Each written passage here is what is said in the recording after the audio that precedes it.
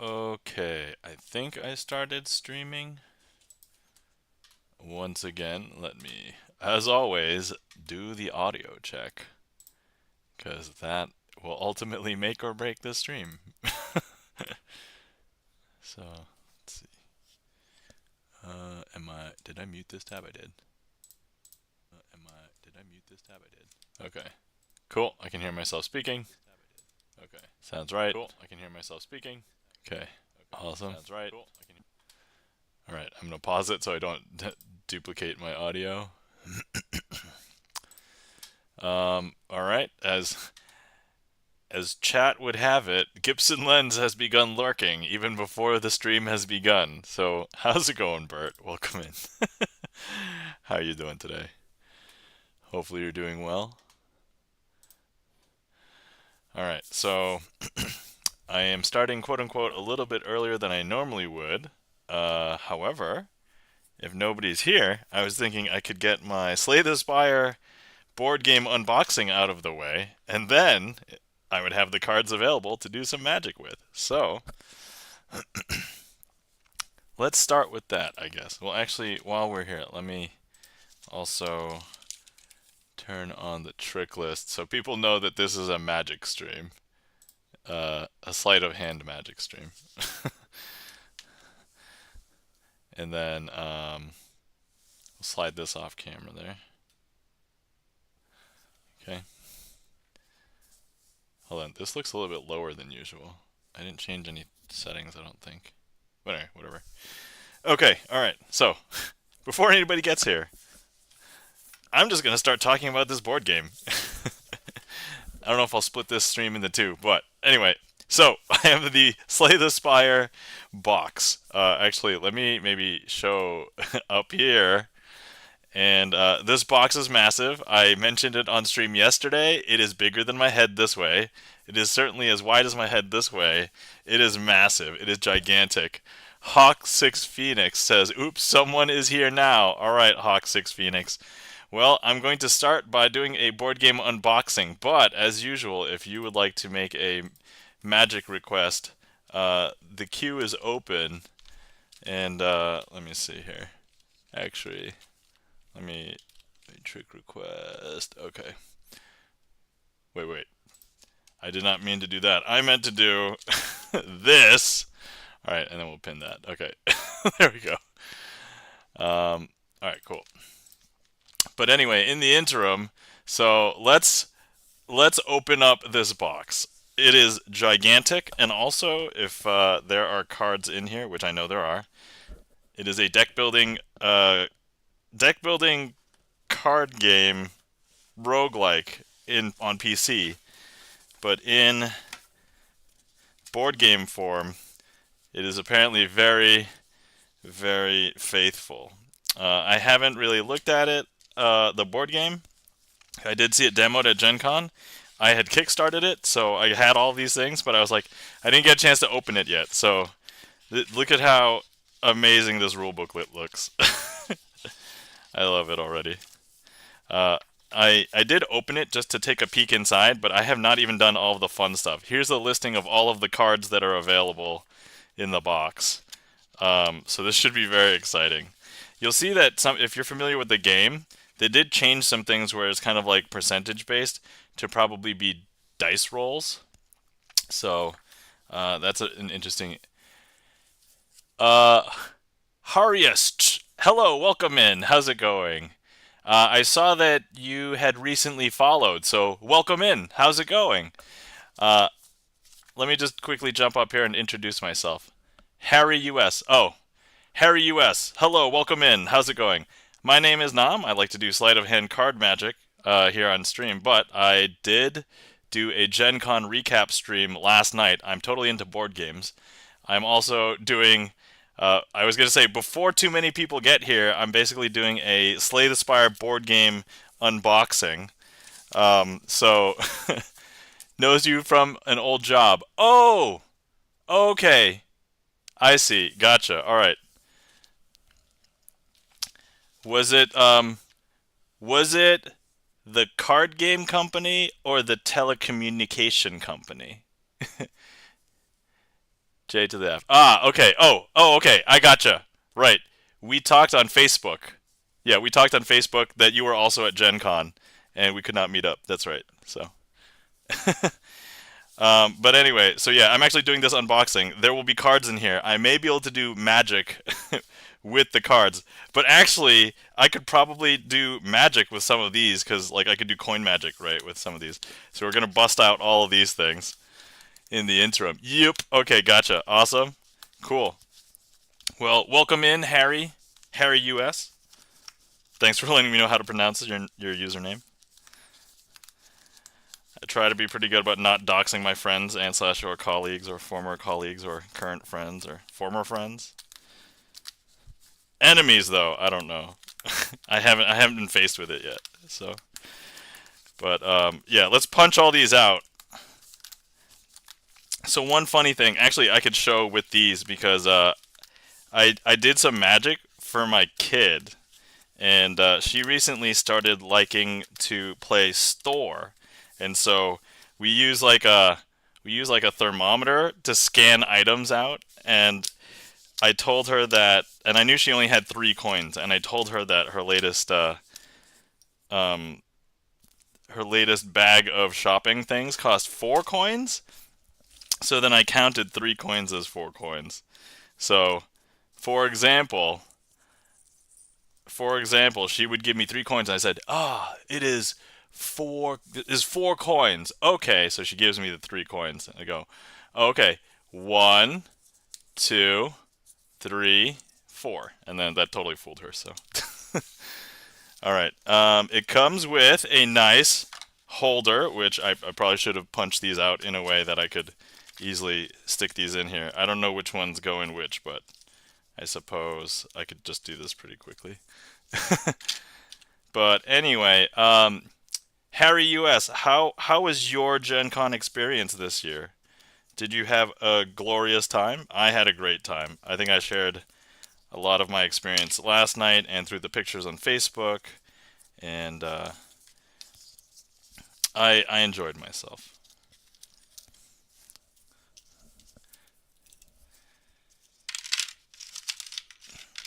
I was actually going through some of the board games with my wife, and one of the ones that I got that was a 2-player abstract. I tried to look for tutorials on YouTube, and I'm like, not just tutorials, but like strategy segments, and I'm like, there's no strategy segments for this game. There's only tutorials, and I was like, super tempted to make another tutorial video, which, as we discussed last night, I looked at my corridor tutorial video. It has over 200,000 views on YouTube, and I'm like, oh man. Unfortunately, it is not monetized because I had used copyrighted music. So, oh well, live and you learn.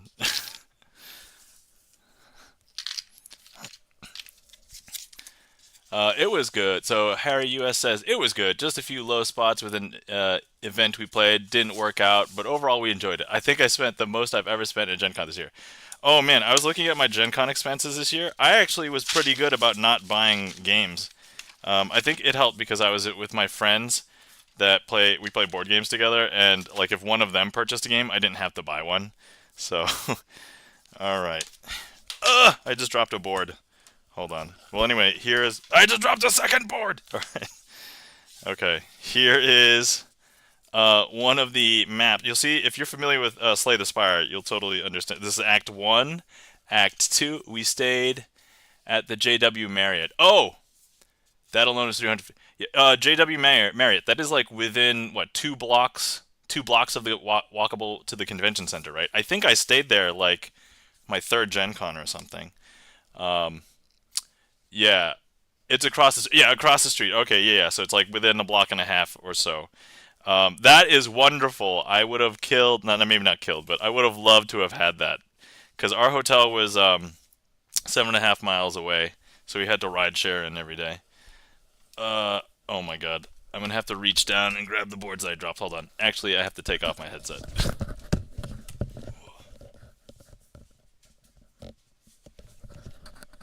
Okay. All right, super close. All right, cool, awesome.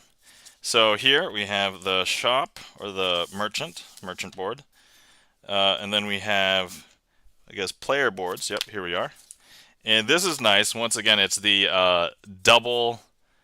Let me see. It's the double thickness cardboard, and then they only have like insets for the dice or whatever to try for cubes. And so that's what these look like. Alright, and then let's see what else we have here. Yeah, it's super close. Yeah, if only I could get a super close. Every single time I'm in the lottery again, my time slot for the hotel lottery is like really late, like 4 p.m. And then by then, like everything's sold out. Like the closest one I could find when I logged on was like 11 miles away from the convention center. And I was like, oh, come on.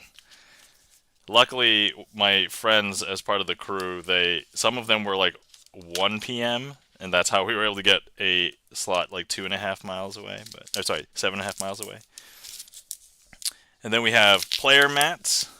I won't unroll these because I feel like it'll be a little bit of a hassle. I have a die and a token and silica gel. We have. All right, what's this?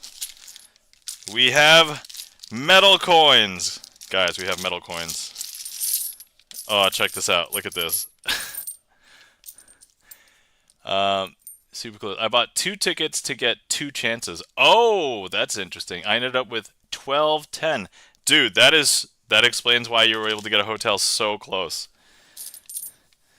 I can do magic with this. All right, hold on. we're gonna start with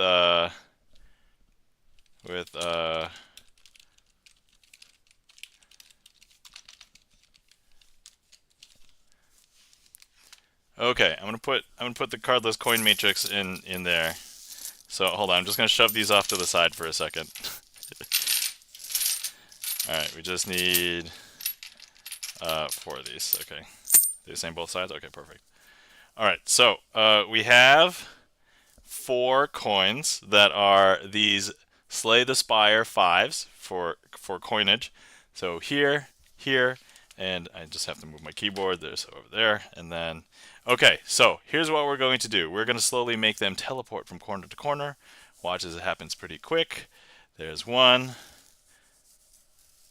There's 2. There's 3. And we have 3 over here and only 1 over there. And we'll just do this last one. And 4.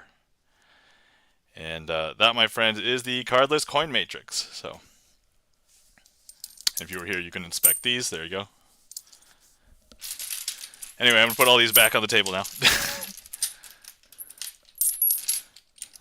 But yeah, these look super nice. I don't think these come with the normal box, but the fact that I got the Kickstarter collectors, that was pretty good. That's pretty nice. Pretty clever. Awesome. Yeah. These are pretty slick, I think. They feel like meaty. Okay, all right. Where was the pouch that these were in? Right here. The pouch is super nice too.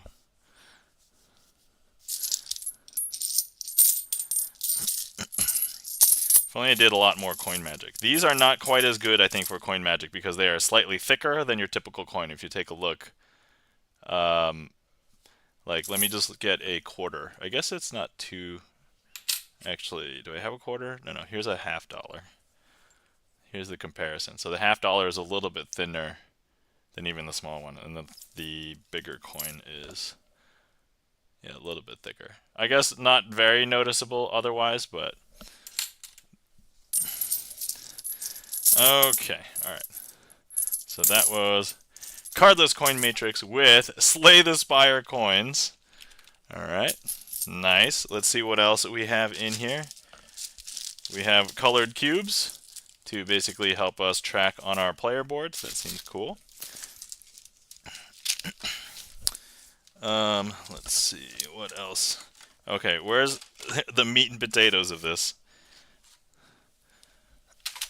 Okay, what do we really want to see? We want to see cards. Show me your cards. Alright, let's see. What do we have here? We have Curses in Act 1. Excellent. Alright, actually, where's the player cards? I want to get that first. That makes the most sense. Here we go. There's some. Caution, don't open this until you reach Ascension 1. Dude, they have Ascension! I did not realize that they have Ascension in here. So for anybody who's familiar with the video game, Ascension is, after you beat the game the first time, you unlock it for that character, and basically there's 20 levels of Ascension. With each level, it gets a little bit more difficult. But it basically imposes like an additional like handicap or restriction or limitation on you. But it's cumulative, so like when you're on Ascension 5, you have all of the restrictions from 1, 2, 3, and 4, and 5 in play all at the same time. And so, that is so cool. I did not realize that they put the Ascension in here. Alright, but this is going to be a joy. I love opening brand new cards. It doesn't matter what cards it is, whether it's collectible card games, board game cards, regular playing cards now. I used to not care about regular playing cards, but then I started doing Sleight of Hand magic, and now I care all the time. But anyway, so here is the first deck of cards for Act. Let's see here. We have Act 3 cards. We have Act 2 cards. We have Act... oh, okay. Oh, and on the back, it tells you what it is. So there's question marks. There's elites. There's regular battles. There are... Let me see here. Oh, wait. Sorry. Let's take a look. Yeah, look at all these. Look at all these. Oh, dude! And they have, like, numbers on the right side. I assume that that's going to dictate, like, their behavior or something. I forget. I don't know. I did not read the instructions, but I'm already excited. Okay, let's open up this pack of cards. This one looks like it has some of the faction, or not faction, the character-specific cards in there. So, come on. The pull tab here is surprisingly very effective. There's sometimes when you get pull tabs, especially on like random decks of cards, they don't work. And so when you get a pull tab that works, it's very satisfying. Okay, let's see. Here we have, let me see here.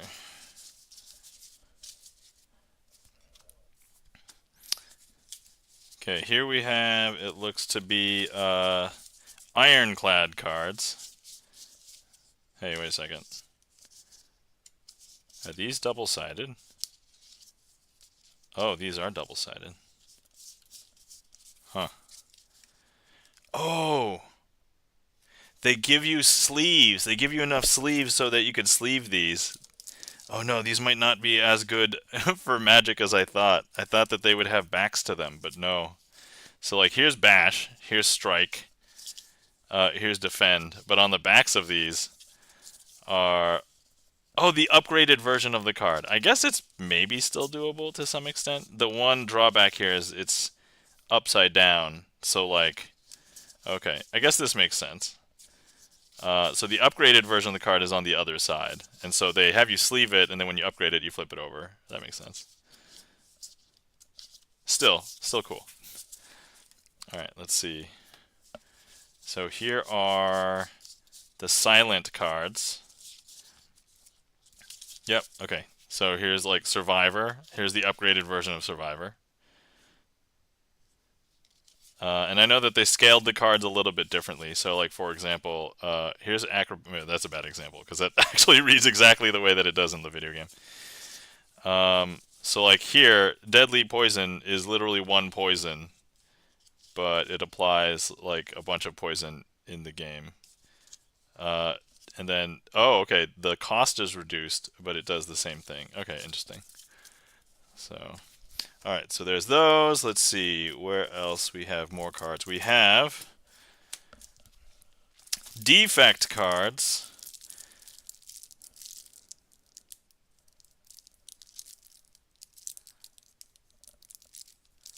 Once again, have to get the pull tab. And then do we have...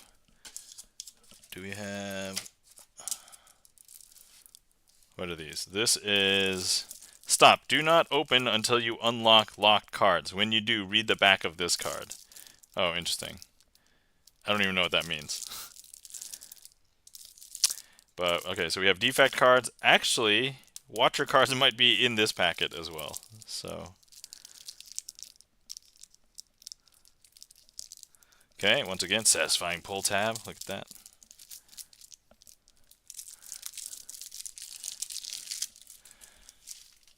Okay, man, it's a huge mess. When I start doing Magic Stream, it's going to be a little bit messy over here. I would normally start in about 10 minutes. So I got about 10 minutes and then I'll be quote unquote on schedule. Okay, yeah, here we go. So here's defect cards. Dual cast, zap, strike, defend, upgraded version on the other side. Sweeping beam does 1 damage, draw a card. And then sweeping beam does 2 damage, draw a card. So that's interesting. Okay, so here's one. Okay, so here's a 1/3 chance of getting a lightning, a frost, a dark. So that's actually a really clever way to do percentage for randomization. And then here we have eruption. Is that cheaper? It is. Vigilance, strike, and defend. Let's look at random card. Empty body, enter neutral. Okay. I guess instead of like exiting, I guess giving it an explicit name makes it easier from like a rule standpoint, because then you don't have to be like you leave your stance, and so yeah. Oh, what's this? Start of turn, place a cube, gain. I assume that's a mantra or a prayer. Add 1. Okay, and then if there are 3 cubes, exhaust. Oh, all right, interesting. Okay, alright, let's see. What else do we have here card-wise? Don't read those. These are Ascension cards. Then we have, I think these are relics. Yes. Then we have little mini cards. These are relics. Pull tab on this as well.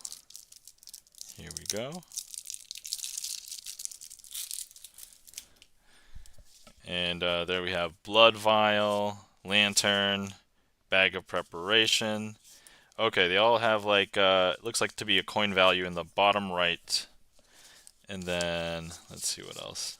Okay, and then they have like potions here. Do they have boss? Oh, yeah, so here's the boss relics. Ectoplasm, Cursed Key, Holy Water, Pandora's Box.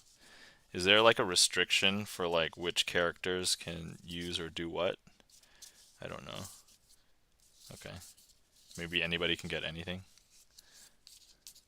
And then they have the prism ones.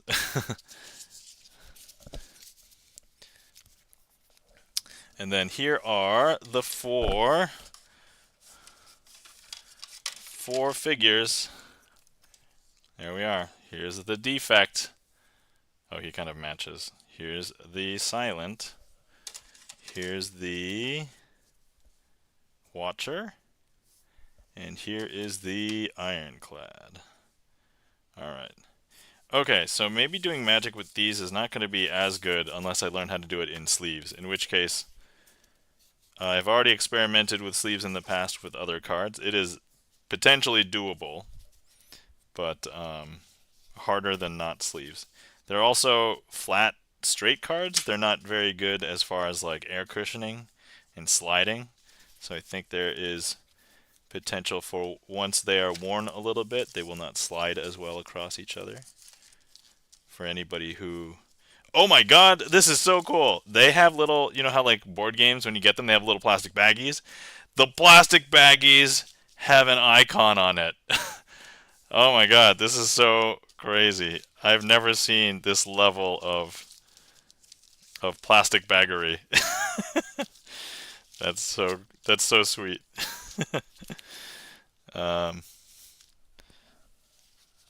Man, I don't even know. I'm so glad I waited to open this on camera, because I'm sure I would have just enjoyed opening this by myself, but the fact that I've gotten captured. Oh my god, jumbo cards. Do not open until you unlock Act 4 or reach Ascension 10.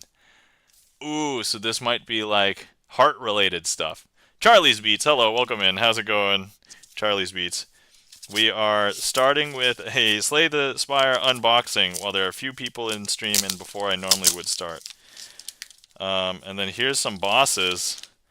Slime Boss, Hexaghost, the Guardian, the Collector, the Champ, Bronze Automaton, Awakened One, Time Eater, Donu, Awakened One, Deca. I need to put Donu and Deca together because you basically always see them together as a boss.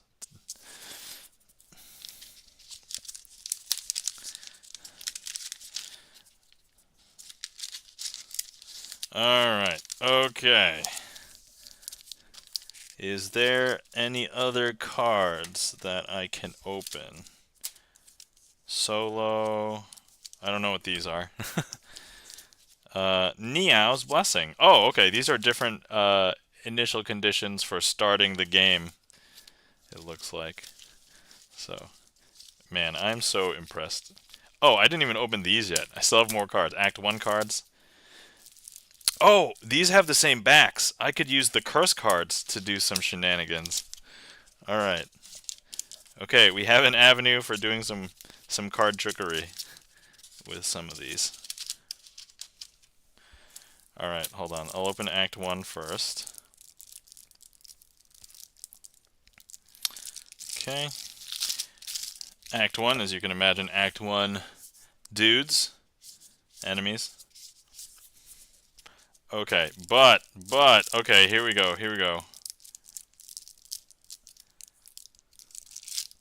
Slay the Spire. Alright, this is the one time I'm gonna be like, oh yeah, curses. Because normally you don't like curses in Slay the Spire. But, for sleight of hand magic, here we go. Curses. All have the same backs. Amazing. So I can do magic with these. Maybe a little bit harder with these, but what is it? Put in your discard pile to play. Play for this to exhaust. Okay, put in your discard pile. Unplayable. Okay, interesting. Oh, these are all the same. Okay, except for these right here. Interesting. Alright. So here's different ones. Decay, Parasite, Clumsy, Injure, Regret. Yeah, so these are all the different curses. Okay.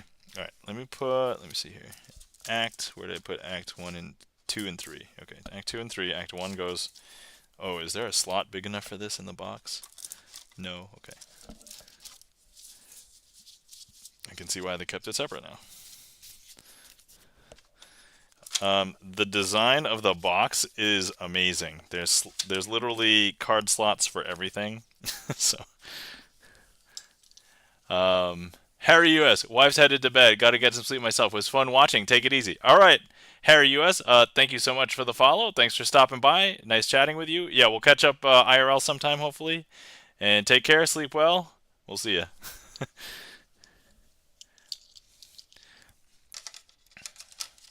All right, got to put these guys away. And then we will start Sleight of Hand Magic Stream. Even though I've already done a magic trick with Slay the Spire components. But actually, let me do another one with these components. All right, let's see. Let's see what we can do. All right, so we have 1, 2, 3, 4. All right. And then we have, let's see, 1, 2, 3, 4. All right. Let's try this. We'll do, oh man, I cannot put all of these away right now. Okay, hold on. Ugh. Yeah. Okay. Alright, those are over there, these are over here. I will just have to do this trick without putting on cheating gloves. Alright, let's do...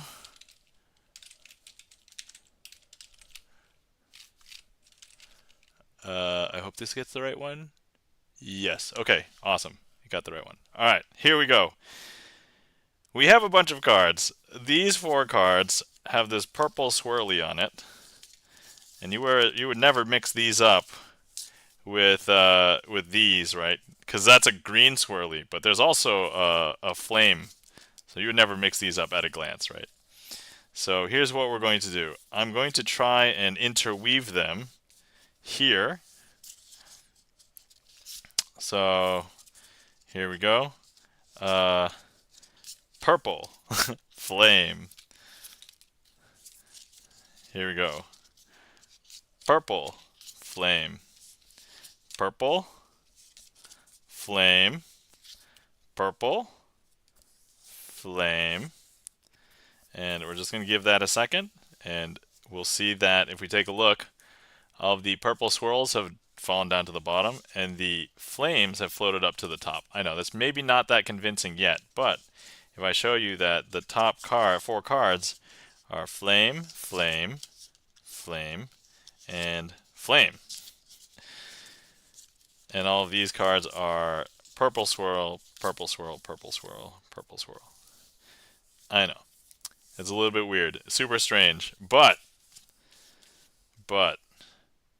we'll do it again. Okay, so here we have purple swirls. Normally I would mix these up, but they all look the same. So that's actually going to help out. And last time we started first with a purple flame, but then the purple flames all sunk down to the bottom. So perhaps we want to start instead with a flame. Okay, so let's go with that. Flame, purple swirl, flame, purple swirl, and then we have flame, purple swirl, flame, purple swirl. We'll wait for a second, we'll wait for them to separate. And if we take a look, all of the purple swirls have sunken down to the bottom, and over here all the flames have floated up to the top. Purple swirl over here, flame over here, purple swirl over here, flame over here, purple swirl over here, flame over here. And that is one version of Oil and Water with Slay the Spire cards. All right, I'm going to hop back up to chat for a second. So I can clear this. And then I'm also going to take a swig. So guys, if you've been sitting around for a while and you have not hydrated, please remember to hydrate.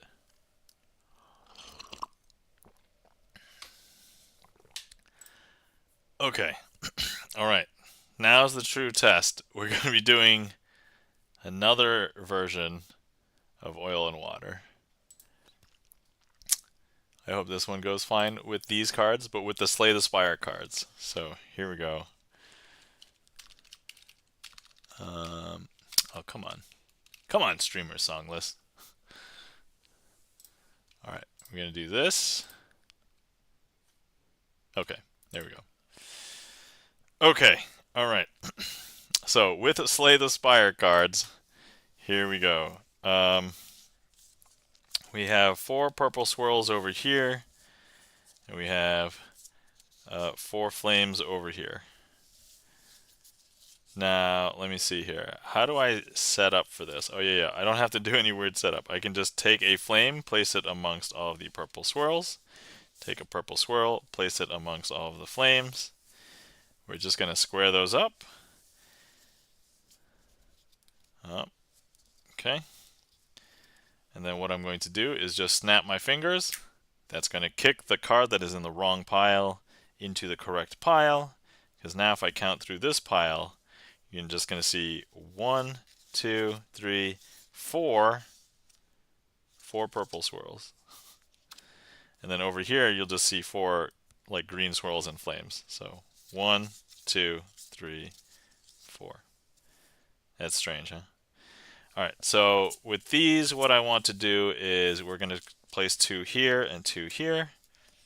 And then with these, we're just going to place 2 here and here. I'll place 2 flames on top of 2 purple swirls, 2 purple swirls on top of 2 flames. We once again do the snap to make the incorrect card jump back over to the correct pile. Actually, there's 2 cards, so it's going to be tougher. But look, So now if we take a look, there's going to be 1, 2, 3, 4 flames. And over here, 1, 2, 3, 4 purple swirls. Okay.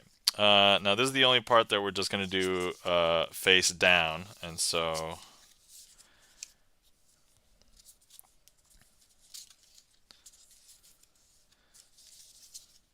and here's the part where the one directionalness was a little bit awkward, but otherwise it's fine. So I'm going to go ahead and turn these face down and turn these face down, and we will place, so amongst this, we'll place the purple swirl in there, and we will place the red flame in here. And once again, we will do the snap. And if we take a look, all flames, 1, 2, 3, 4. And over here, we have all purple swirls. 1, 2, 3, 4. There we have it. Okay, so not bad for magic. Not the best, but not terrible. So, considering I just first cracked into it, this is good. Okay. Alright. I think I can come up with some fun stories around this. I'm not sure how I'm going to deal with the cards having a back. Or I can, maybe I can play with it a little bit. Maybe I can play with the cards' backs a little bit. Because there are some tricks in which... Oh, there are some tricks in which... Okay, where did I put these? These go... Let me see. I don't remember where these go. Oh, wait. Or I didn't put them away yet? Where did they go? Alright, I can figure this out later, I guess. Just stick them right here. Oh, wait. And I forgot. There's more. That was just the main box. I also got beta art. We have beta art for Slay the Spire as well, which this is basically all cards. Yes, alright. Here we go. So let's take a look at these. I'll assume that the cards that have upgrades will also be double-sided.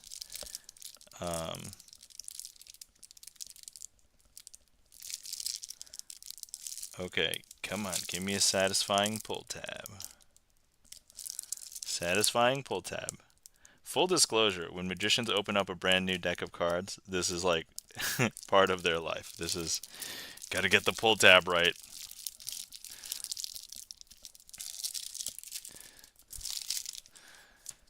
Okay, there's that. So that's a dual cast for the defect right there.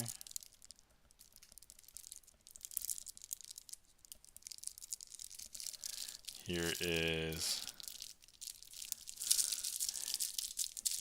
a bash for the ironclad. Ooh, and then we have like generic cards, so like the cards that you can buy as like neutral cards in the shop, or attain them from like events and relics and stuff. So here's Dramatic Entrance. And on the back it's cheaper dramatic. Oh no, it's, what's the difference? 1 damage if it's the first, oh okay, if it's this combat. Okay. Plus 3 damage. Alright, so yeah, it is a little bit different. And then some more curses. Okay. Cool. I like how they have like the gold bordered for the rare cards, because it basically matches what's in the game. So the common cards looks like they are, what, black? And then, or actually uncommon cards are probably black too. And then the rare ones are gold. Then the starter ones are gray. So I do like that at a quick glance. You can kind of see which cards belong in which deck. So nifty. Hey, wait, why are there 2 cards? Oh, okay. Huh. Wait, these aren't curses, so why do they have a back? Wait, we have a couple of cards here that have a back. Golden ticket. Golden ticket can't be added to your deck. Oh, okay. When you reveal golden ticket, reveal a card from your rare deck. Oh, interesting. Okay, that's a gameplay mechanic thing. So does that mean they all have a golden ticket? Yes. Yes, they do. Alright, that answers my question.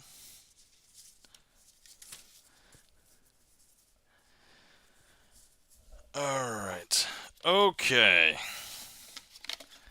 So we'll throw this back in there. We have beta art.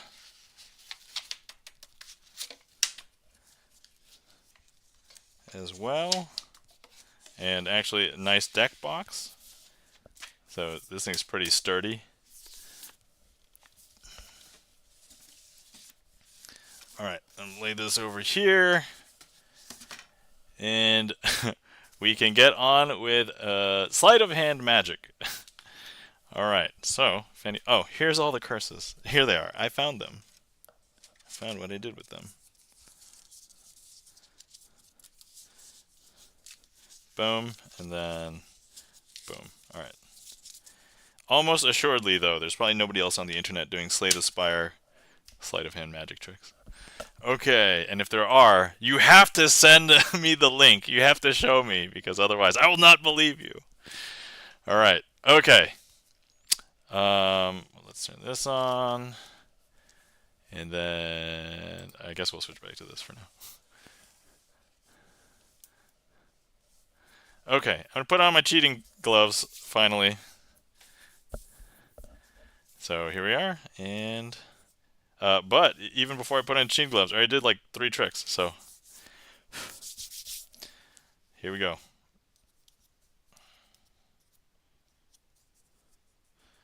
I may need to get some more of this soon, because I think I don't know. I should have one more brand new one.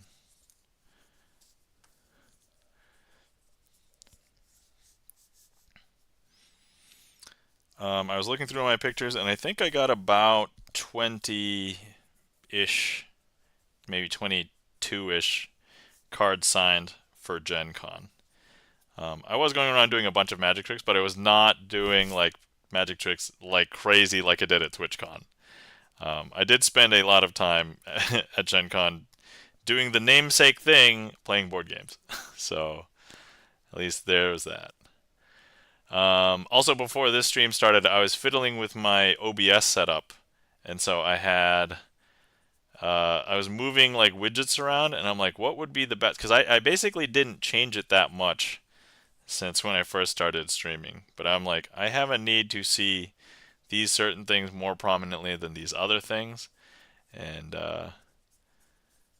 yeah, I did not organize it well in the past. So now, hopefully, it's a little bit better. Should serve me better. Let's see what else. We have 2 boss tricks pending as well. So without any major, let me see here. Boss. Oh no, no. Okay, it says we have 3 boss. Wait, hold on. Let me check the spreadsheet. I think there's 2 boss tricks for today. We have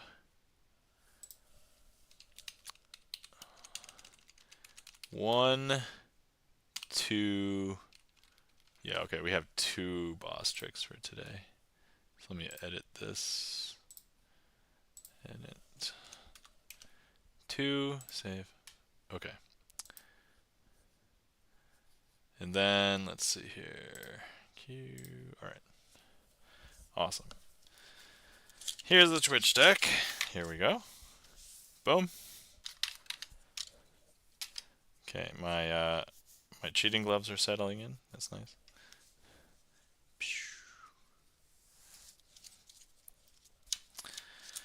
Let's see here. We have most of these cards signed. Let's go through the unsigned cards here. It's about half the deck. I think we're probably about halfway through the current Twitch deck. We have... And 7s are currently unloved. The 7s in the Twitch deck are not signed. 2, 4, 6, 8, 10, 12, 14, 16, 18, 20, 22, 24, 26, 28. Okay, so almost half, but not quite. Because we have 54 because there's 2 jokers, so 26, 27. So 27 would be halfway. So actually one more card signed, that will make officially half of the Twitch deck signed. Alright, so let's see here. I'm going to go ahead and take this opportunity to trick request. Did I pin the trick list earlier? I thought I did, but maybe... Oh, because it was probably past 20 minutes. So, hold on. Trick list. Chat. Okay. Pin. And then manually. Okay, there we go. Alright, now the trick list is pinned. Oh, somebody has given me a heat map. Thank you to whoever has given me this heat map. Oh, wait. I missed... Delicious. Chris M.Y. Hey, Chris. How's it going? Welcome in. How do you do today? We just wrapped up my Slay the Spire board game unboxing. I'm well. How are you? I'm doing pretty well. Can't complain. This is how big the box is. It's bigger than my head. And this is just the top. It's gigantic. But I did 3 tricks using Slay the Spire board game components. And then, but it was mostly talking about that. Oh, wow, lol, yes. And then now we finally just made it to the Sleight of Hand Magic segment. So you joined just in time. Welcome in. And then I was updating my boss tricks, and I was actually going to do a boss trick, quote unquote, to warm up, but it would actually be the 4th trick, so it's not really a warm up anymore. But anyway, glad to hear that you're doing well. I was exhausted up until like this weekend, because I came back from Gen Con last weekend, was super tired throughout the week, still super tired, and then finally this weekend I was like, finally got to relax a little bit and like recover. So yeah, I'm feeling good. I'm doing well. Can't complain. I can. It would be useless. All right. So we are going to be attempting to warm up with a quote-unquote tough trick, or at least I think it's tough because I've messed up more than once, even though I've done it many times on stream, like perfectly fine. I don't know why I'm not so good at it today or lately. Chris says, it's been a long, fun weekend. Yeah, we celebrated Kashmir's finishing her dissertation. I know, when I raided in last night, I did have to go, but I was like, I'm just going to listen for a while. And I'm like, oh, she got her dissertation done! Right, amazing. Dr. Kashmir, as I think she kids around with. So let me see here. Let's go ahead and... hold on. Are all of the... Okay, we'll do this one. Okay. 6, 7, 8, 9. We did a karaoke party Friday night. Yo, I love karaoke. Haha, yeah, that was part 2 of this. Oh, okay. Yeah, a bunch of people were apparently in town over there, and I'm like, wow, that's cool. Because, Music is Code was also there at the database party as well. Is that right? Is that correct?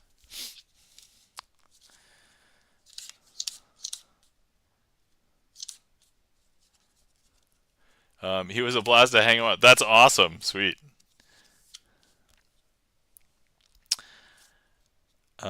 Let's see here. What else? So yeah, I mean, I did my Gen Con recap stream last night. I talked about Gen Con for way longer than I thought I was going to. I think I streamed for 4 hours last night. And that was unexpected Curviously Jen says, "Hey, Curviously Jen, welcome in. We had a really great time last night. Awesome. Yeah, it was. It sounded super fun, and it looked super fun from what I could see on stream. So yeah, I this is where I'm a little bit jealous. I'm like, oh, I'm not closer to the West Coast to go hang out with all the cool peeps. So let me see here.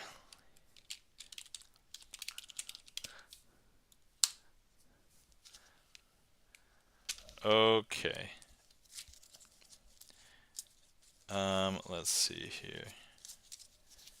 Actually, I have a missed opportunity. Okay, all right. Let's do it this way. Yeah, but you were just in Indy, so there's so much there for Gen Con. Yo, I was there for like 3.5 days, and you could have gone for all 4 days, and we decided to just call it early so we can all go back home. But yeah, it was brutally fun if if that's what yeah. All right, okay. I have a trick. I'm not using like the cards in the best possible way. Like, they give you like a phone book's worth of things that happen the entire weekend. Oh my god! So I don't know about you guys and how many cons you've been to, but like TwitchCon has a pretty big catalog. There's stuff going on all the time.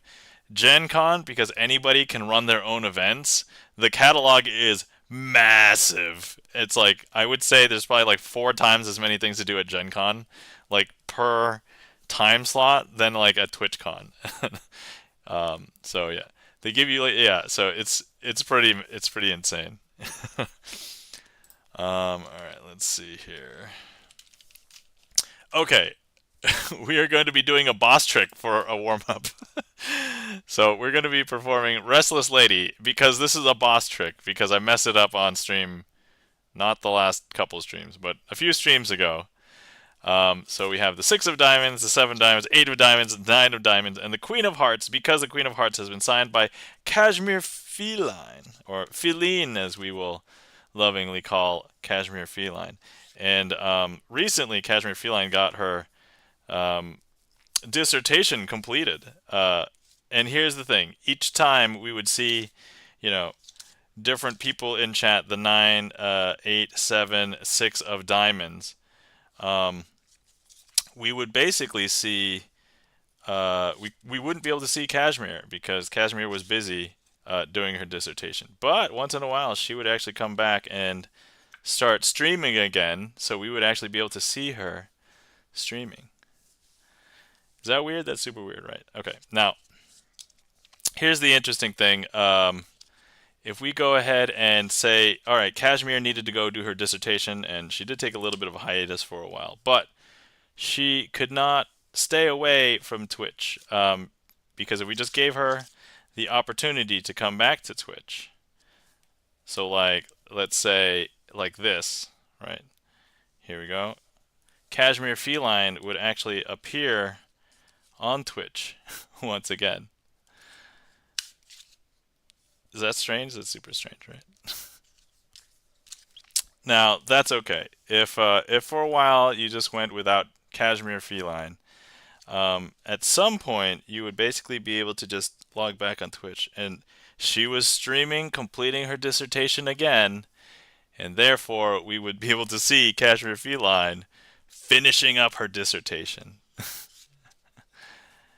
Now, at some point, we would see that she's not available on Twitch, right? But once she recently completed her dissertation, if we take a look, we can now see her again, and she's becoming more available now because we could see her on Twitch. She was actually jamming with the database last night.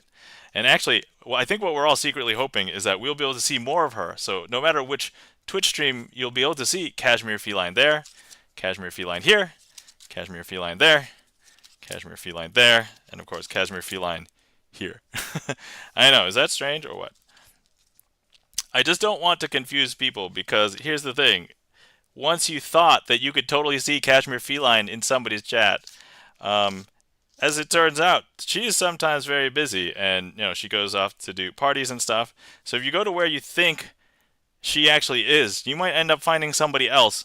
In this case, you might find our friend Chris M. Yee, because they like to hang around in the same circles. Um, what? So, yeah, I've noticed if you just hang around, certain people's Twitch streams, you'll find that they hang around in certain circles, and Chris M. Yee and Kashmir Feline definitely hang around in the same circles. So there we go. Chris M. Yee says, "What? Oh my gosh!" I'm not wrong. Like Chris M. Yee mods for Kashmir Feline. So yeah, and then Kashmir Feline has also been known to appear on Chris M. Yee's stream because Chris M. Yee used to play Fall Guys every Monday, and she would be on that. And now Chris M. Yee is playing like variety games and things. So, and that, my friends, is Restless Lady starring Kashmir Feline. Surprise! You find Chris M. Yee at the end. You did such an awesome job telling that story. I mean, I'm trying my best. Like, it's not every day I get to customize.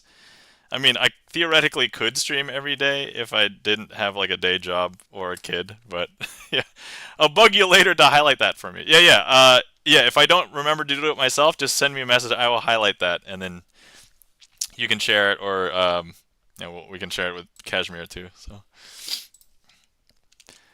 But all right, so that is done, and then also I beat the boss, so I think I nailed that performance. I don't know why it was a boss trick before. I think because I don't forgot how I messed it up, but or maybe was I using the clear cards or like the big cards? Maybe that was it. I don't remember. You crushed it, yeah. I thought that ended up working pretty well. So normally when I first start, I like to use a different colored queen than like the pip cards, but I had already found the diamonds, and Kashmir had signed the hearts, and I'm like, I could go find some other card. Nah, whatever. I'm just gonna go with this. Like, you're not gonna mix up a face card with all these spot cards. But I'm like, okay, but then what's gonna be the kicker? And I'm like, Chris M. Yee is in chat. I gotta use his card, even though he didn't request it. I'm gonna use his card anyway. I feel like the storytelling is so important. You had me in it the whole time. Granted, I was part of it. I mean, you didn't know you were gonna be in it until the very end. So it was just like, surprise! Here you are. True. Yeah, I know, right? So, and that's the thing about magic, right? A lot of people who perform magic, unless you're performing for other magicians, lay people don't know where the plot is going. And even with like some of you in chat here, you're regulars, but like if I can add an extra layer of surprise on top of like maybe instead of the trick, but in this case, personalizing the trick, including you in the trick, like that's like the whole thing with my stream, right? It's like sign a card. If you request something, I'll try and use your card, right? Like that's um, one would like to think that it could get people to come back, but I realize that I don't advertise my stream very well, so that's. But anyway, dang, so good. Thank you kindly, Chris, for those kind words. Greatly appreciate it. So, and importantly, I keep up my skills. So, good thing about me, so I went around and did a bunch of magic tricks at Gen Con as well. Not as like aggressively as I did at TwitchCon last year, but I did get a lot of reinforcement that I'm like, wow, like everybody knew it was sleight of hand. Like nobody was like, oh, that's real magic. I mean, a couple people were, but most people were like, oh, that's really good sleight of hand. I'm like, I'm glad you recognize that. And they were like, I saw nothing, and I'm like, yes, like. It's like, I don't care that you know that it's not real magic, but I care that you didn't see anything fishy. So it's very comforting to hear that.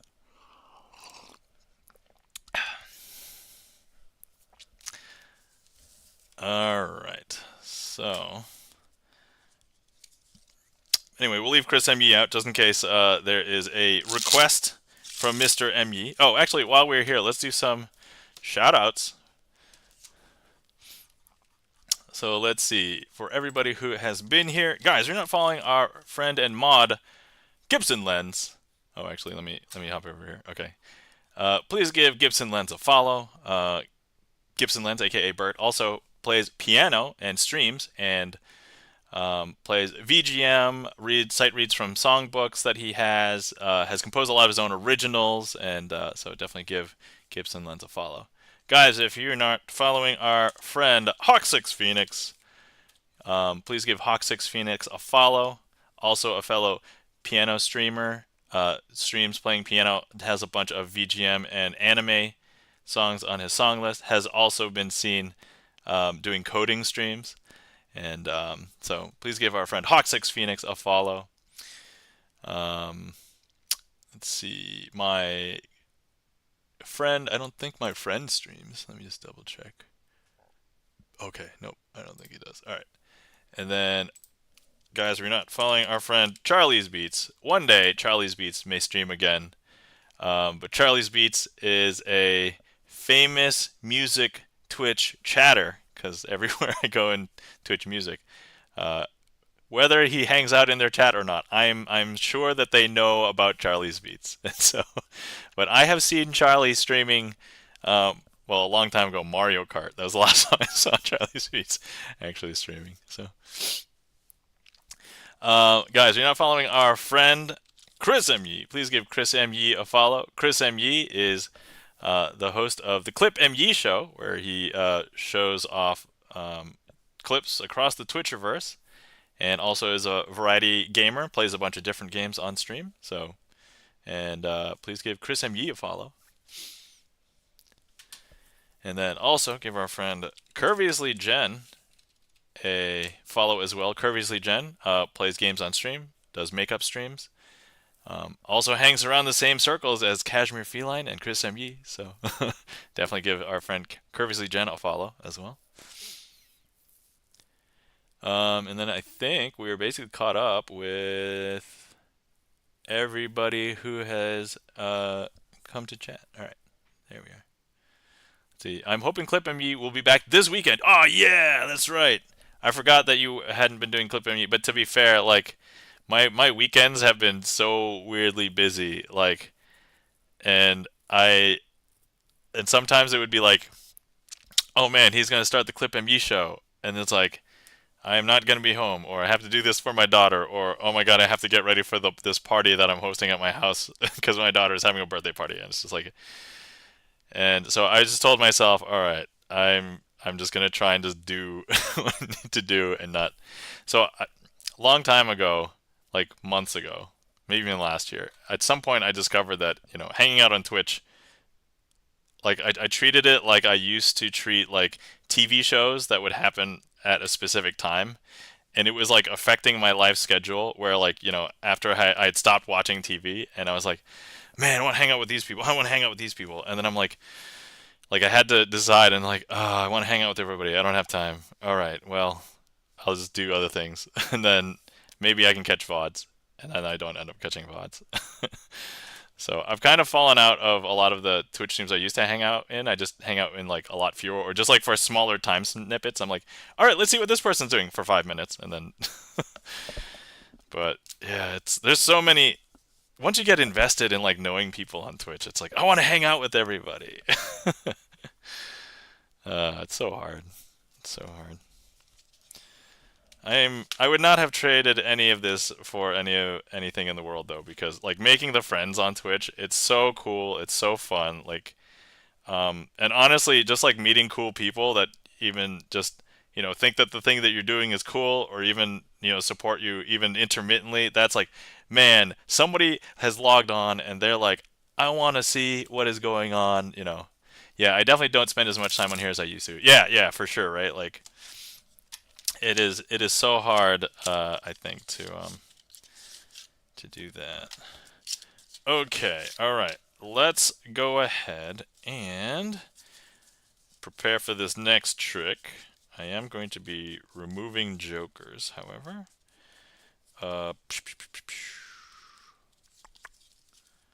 Because I have to remove jokers, otherwise this trick will not look good.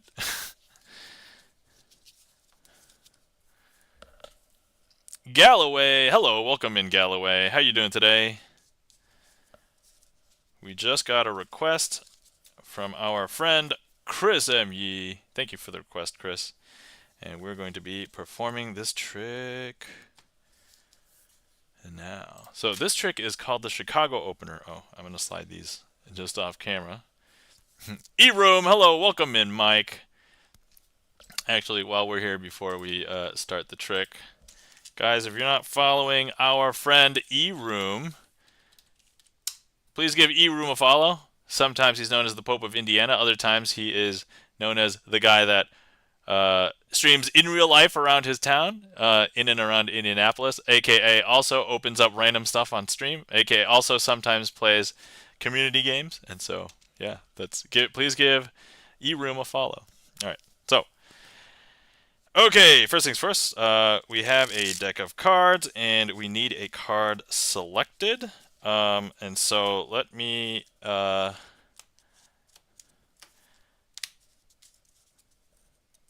let's go ahead and spread. And I don't know if you're on desktop, Chris. I'm going to assume you're on desktop. If you are, go ahead and click directly on the screen. We should be able to see a heat map that appears on one of these cards, and that will be your selection.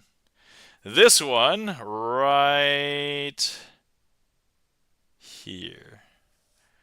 Okay, I think that's the one. Yep, that's the one. All right, here's what we're going to do. I'm going to leave that one there. I'm going to go ahead and close my eyes, turn my head, cough. Turn the card face up. Please take a look at the card. Please make sure you know what it is. I'm going to turn it face down. Hopefully that was enough time to retain it. I'm going to open my eyes, turn my head back. And then, does somebody in chat have it? I will hope somebody does. Otherwise, this trick will not be as amazing. Also, good reminder, if anybody has been sitting around for a while and has not hydrated, please hydrate. Got it. All right, excellent. Chris has got it.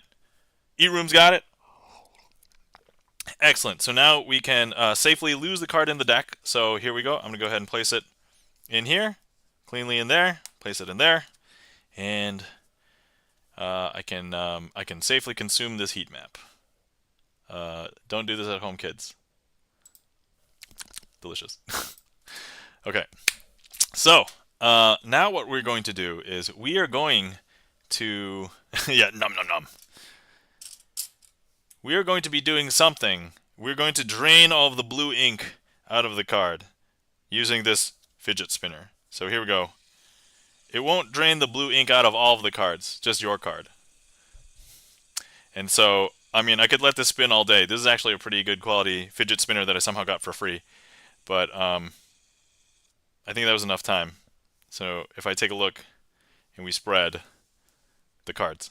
We spread the cards. Phrasing. There's actually one card that is facing, that is obviously a little bit different. I was going to say it's facing in a different direction. I'm like, no, that's a different trick. That's not this trick. This trick is this.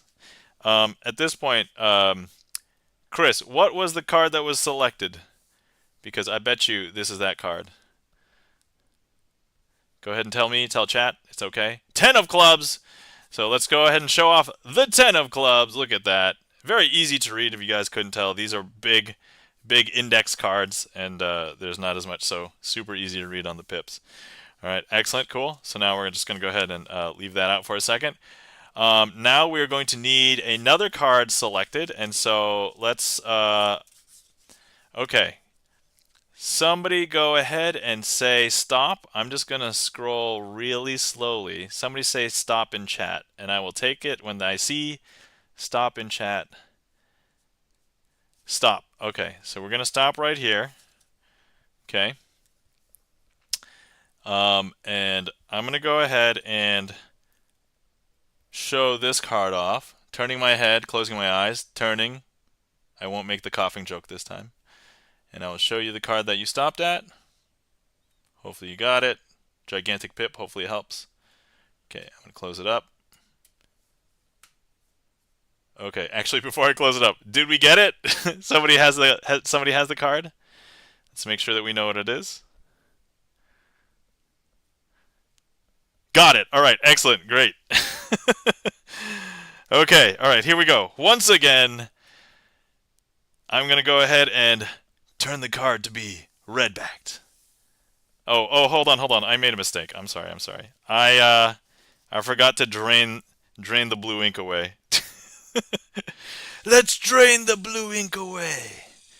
I don't know why it's red behind it. I guess it would have been better if I made the card's red and then we drain the red ink away and then become blue. I don't know. But anyway, I'm going to let this fidget spinner do its thing.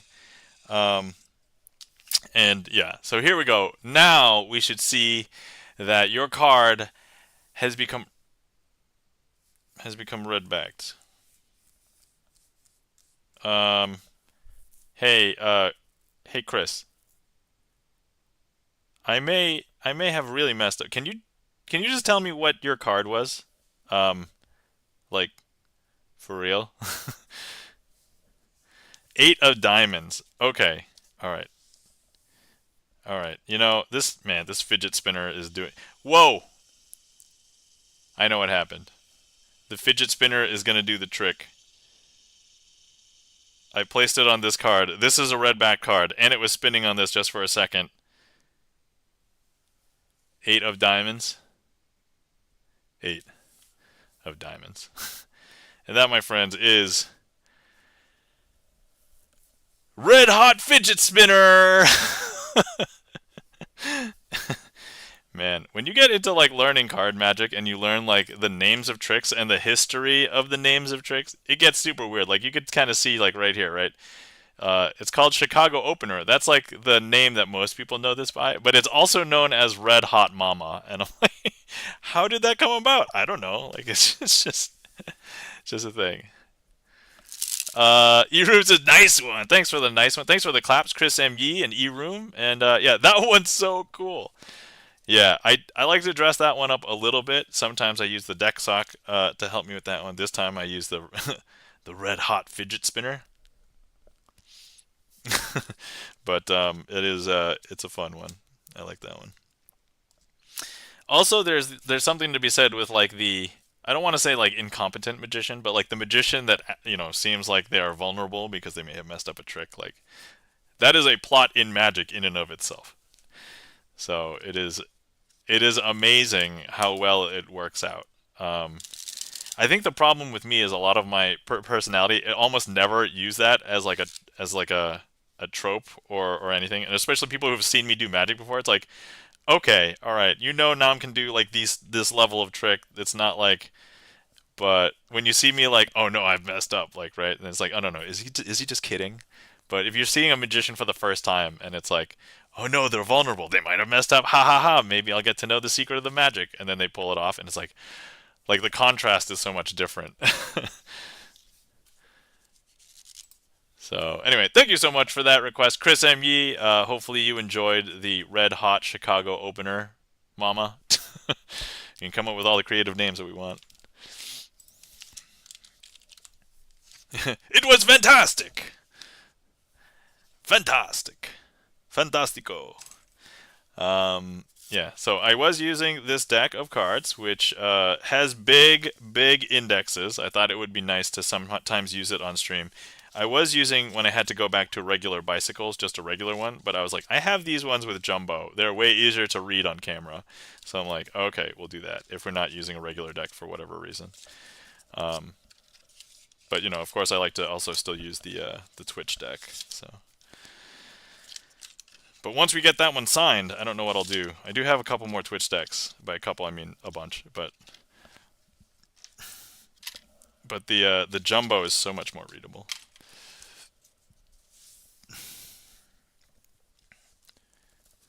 Okay, that was pretty bad. You know what we should do? We have not done, because I did do the cardless coin matrix earlier with Slay the Spire coins, but I haven't done the regular one. Coin matrix. Al. Okay. Alright, we need 4, and we will use 4 coins. Alright. This will happen quick. And keep your eyes peeled. I'm going to cover each one of these coins with 1 card. And then we're going to make the coins teleport from corner to corner. It happens pretty fast. So look, this one is going to jump up there. 1. Here's another one going up there. 2. And then the last one is 3. There we go. And that, my friends, is the basic coin matrix. I'm in the process of, I think, trying to learn another version of this because I like the coin matrix so much. So maybe we'll have one for, maybe not next stream, but in the next month, I think.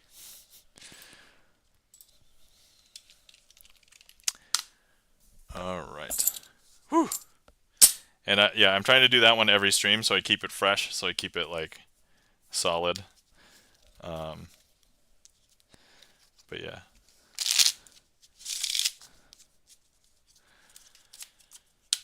Let's see. What else would we like to do today? Oh yeah, what's my other?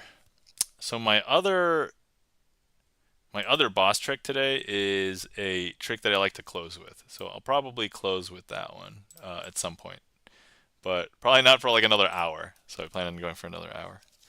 But anyway, I don't know who's out there or if there's any new people watching. We did see some new people earlier, but if you guys are here for the first time, I also did get a couple of new follows from TwitchCon. So, hi, my name is Nam, also known as Crazy Asian, spelled this weird way with K and 2 E's and 3 N's. But anyway, I like to do sleight of hand card magic on Twitch. So, that's what we mostly do here. All right, cool. Obligatory intro. Boom. Okay, now, let's see, what else do I want to do? There's a trick that I was thinking I would have done at Gen Con, but I did not do it. And I'm like, oh, maybe I should practice it now. But, let me see, how should I do this? I can theme it as though these were individuals at Gen Con. So, let's do it that way.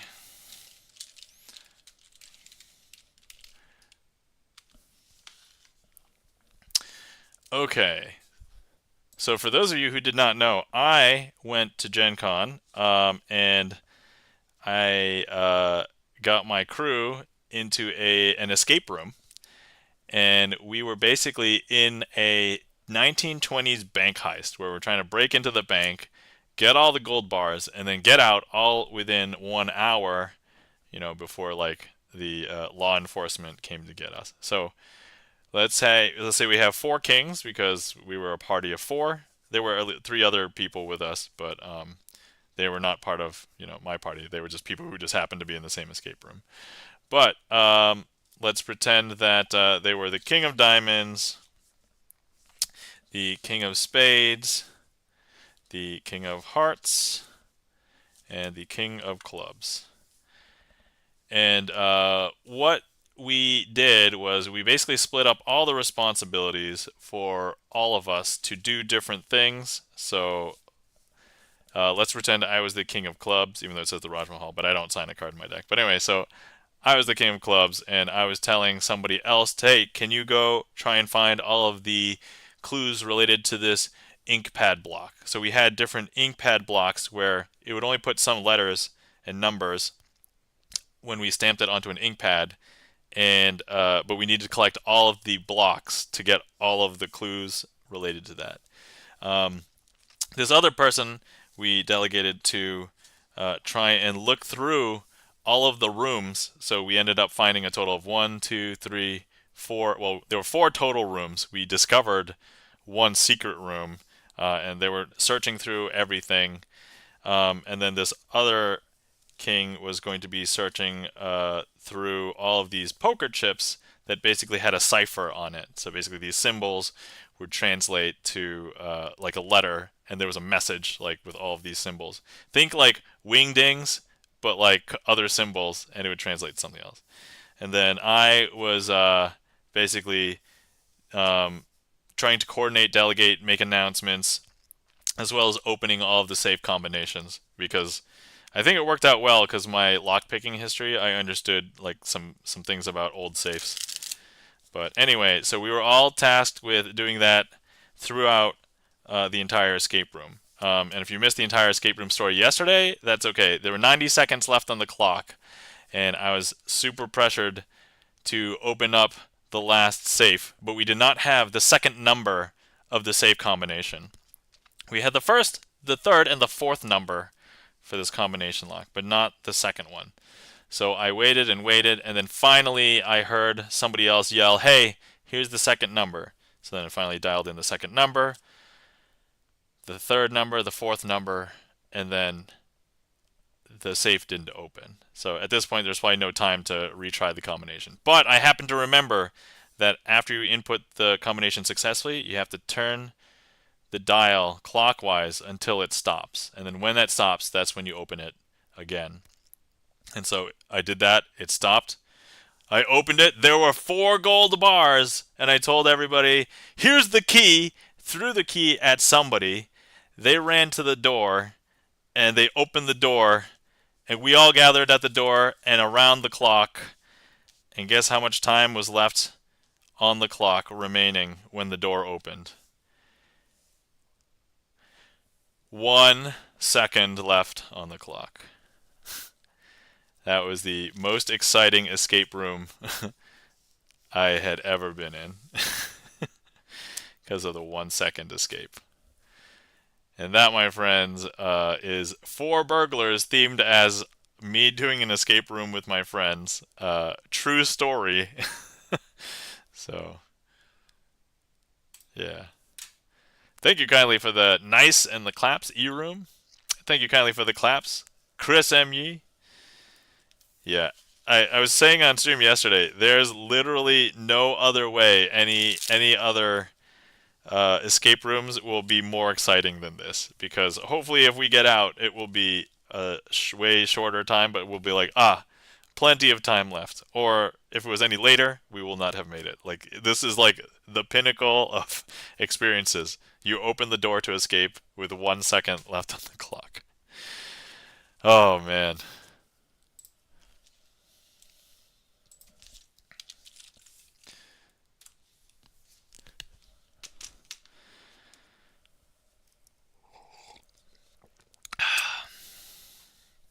You know, I was thinking, I like karaoke. At some point, I should have a karaoke stream. I suppose it would be tough to have other people sing, but I guess I could sing everything. I know a lot of people do that for the holidays. Maybe we'll do a holiday one. We could do it via Discord. Oh, yeah, that's right. I'll DM you about it. Oh, okay. All right. Yeah, if you want to DM me about stuff, let me know. Availability pending, but yeah. I'm totally down for karaoke.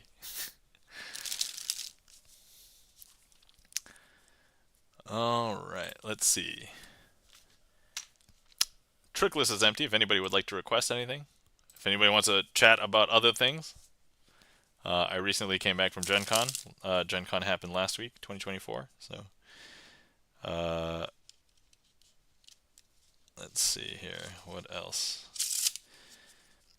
I did wear my TwitchCon shirt. So the TwitchCon shirt that said, ask me about Magic Twitch. And a bunch of people did ask me about it, and they scanned the QR code on the back of my shirt. So I was like, yay, free advertising. So we'll have to thank the Rusty Panda. Oh, Chris, you tried to do a random request, and it hit one that was already hit. Oh, man. My sympathies on that, but hold on. What were the odds that that happened? We haven't done that many tricks, right? Like, hold on. The history, 1, 2, 3, 4, 5, 6, 7. So 7 out of 70, roughly. That's 10%. Dude, you got 10%ed. I didn't realize that's what happened either. Yeah. So that means out of the 70 tricks in the queue, it tried to hit one of the 7 that already got requested. So yeah, you got 10%ed. I guess that's it's not unreasonable that could happen, but Dr. Daly's last trick. Awesome. Okay. Normally I use the aces for this, but because Chris requested it, we're going to be using the 2s, because I know Chris has signed the 2 of spades.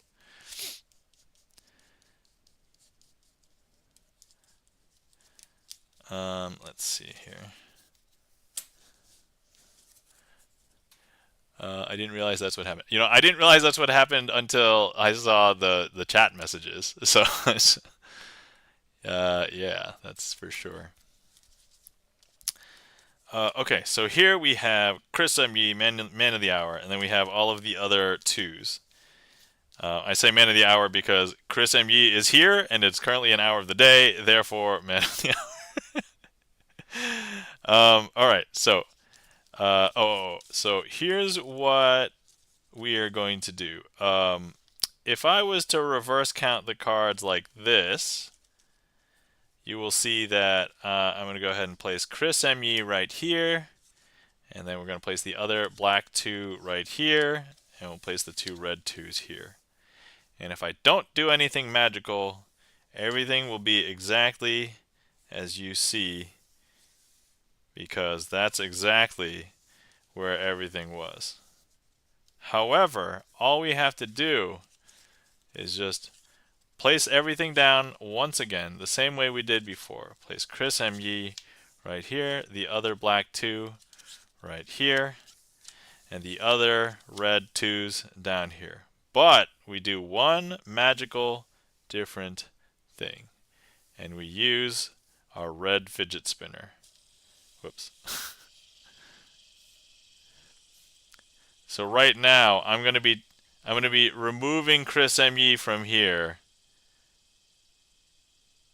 I mean, I'm not doing it. I guess the red fidget spinner is doing it. I mean, let me just give credit where credit is due. Red fidget spinner. Absorbing. Okay. And now, let's go ahead and put the red fidget spinner over here on top of the red 2s to inject Chris M.Ye over here. And actually, now that I look at it, it wasn't just taking Chris M.Ye, because when this was spinning, it actually took all of the black 2s and placed them over here. Because now if I show you, Chris M.Ye is over here with the other black 2, and over here we have the red 2s. Is that weird? That's super strange, right? If only red fidget spinners would work the same way, but like with bank checks and like bills and stuff, that would be amazing. We could only wish. We could only wish. Thank you so much for that request, Chris M.Ye. Hopefully you enjoyed Daly's Last Trick, starring Chris M.Ye.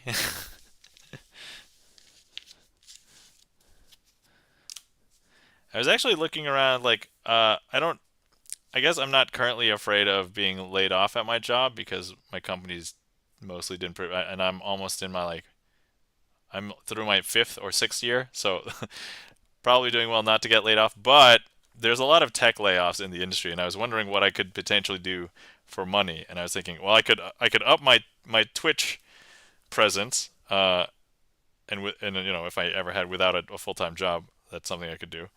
I could increase my attempts at getting like monetized YouTube content. I've mostly just been doing what I want to do on YouTube and not like trying to push like for algorithm. But there's these websites that are like, hey, if you want to hire an entertainer virtually, and I'm like, hey, I could be a virtual entertainer. I could put on a magic show for people via like a Zoom or something, and you know, get paid to do that. And I was like, okay, that's something I could do. Thank you kindly for the claps, Chris M.Ye, E-Room. All right, next up we have a request from E-Room. All right, E-Room, let's see here. E-Room has also signed a card. I forget if it was the 3 or 4 of hearts, but it's one of those two, because there was some discussion on which one he would get versus a bow. Okay, there we go. E-Room got the 3. Okay, there we go. Okay, let's see here. Do that, and then I need the 2 jokers. Here we go. Okay, yeah, lol. Yeah, I know it was either the 3 or the 4 of hearts. I just remember like that whole rigmarole, like, oh, who's gonna get which one?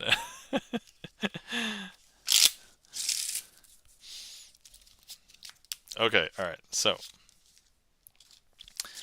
let me get ready for this here, and then here and here. Okay. All right, and then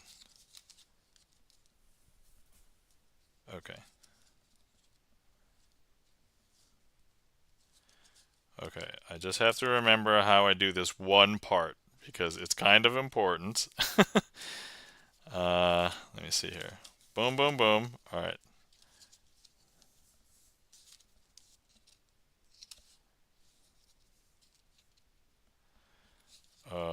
Okay, nope, I need to do it this way.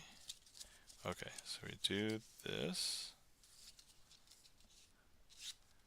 do this, then do that. Okay, and then we want to do this. Okay, okay, all right. I think, making sure I'm not revealing the secrets of magic. Okay, cool. All right, here we go. So eRoom has requested Hair Razor. This was a good pick, eRoom, because I did not 100% remember how to do it. So here we go. This will be a good practice for me.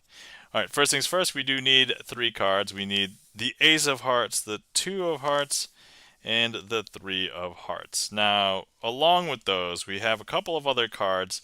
They are the Jokers, and here we have the 2 Jokers, and what we want to do with these 2 Jokers. These 2 Jokers are the magical Jokers. Happy Nightmares, yeah, Happy Nightmares is here on the 2 of Hearts. So here's what we want to do. I want to take the ace, and what I'm going to do is I'm going to place the ace here on the bottom of the packet. But all I have to do is snap once, and that's going to make the ace jump back up to the top. I know. A little bit strange. Like, we can do it again. If I take the 2, place the 2 here on the bottom. If I snap twice, that's actually going to make it come back up to the top. But that's okay. If you think I can do it again, we're going to go ahead and grab the 3. We'll take the 3, we'll place it on the bottom. We'll snap 3 times. And that's going to make the 3 hop back up to the top of this packet.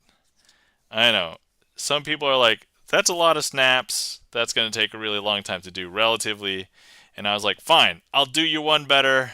We can do this really fast. If I place this whole packet on the 3, just snap once, the 3 hops back up to the top. I place this whole packet on the 2, snap my fingers, the 2 hops back up to the top. Take this whole packet, place it on the ace, snap once, the ace hops back up to the top. Now we have our 2 jokers here, and what we're going to do is a lot of people think that the jokers are the magical thing here in this trick, but really the magical things here are actually the ace, the 2, and the 3 of hearts. Because look, if I just go ahead and I lay down the ace, 2, and the 3, we don't need the jokers anymore. But if you were here, we could genuinely have you say stop anywhere. Let's say you stop there. We'll just mark where you cut for a second. But just to prove how magical the ace, 2, and the 3 are, let's see, what did we cut to? We just cut to a king, the king of hearts. And all we have to do is have the king of hearts touch the ace, the 2, and the 3. And actually that will make the ace, 2, and the 3 turn into the other 3 kings. And that, my friends, is Hair Razor. Thank you so much for that request, eRoom. Hopefully you enjoyed. And thank you so much for that request. Thank you so much for the wow, wow, wow, wow. I'm just watching the emote going wow, wow, wow. Thank you kindly for the applause and the claps, eRoom, Chris M. Yee. Thank you so much. Hopefully you guys enjoyed.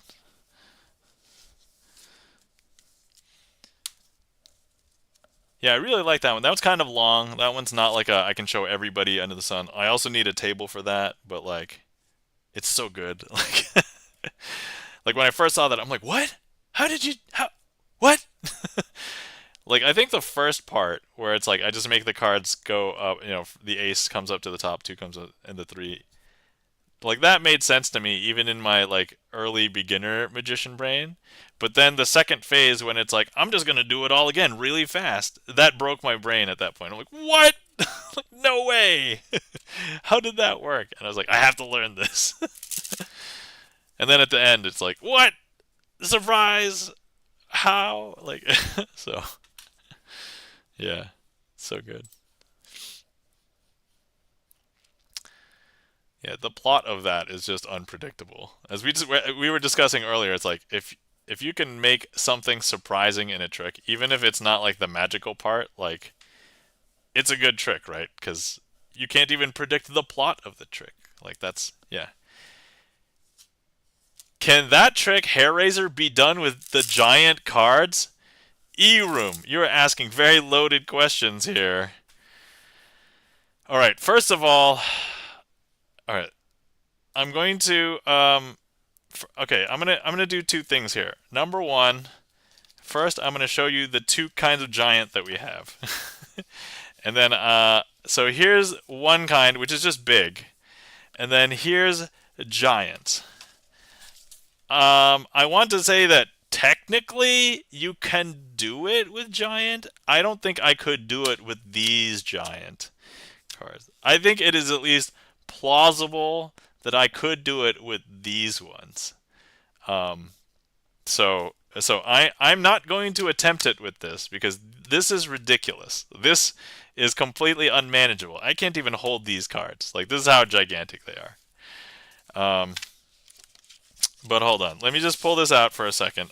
I'm not even actually going to set up for the trick, but so this is how like it would basically look, right? So like there would be three. I don't even have space for all these cards like on the table. Like I'd literally have to move my camera for this. So like this is basically how it would look, right? I would have to I would take the whatever card this was and then I'd place it on the bottom.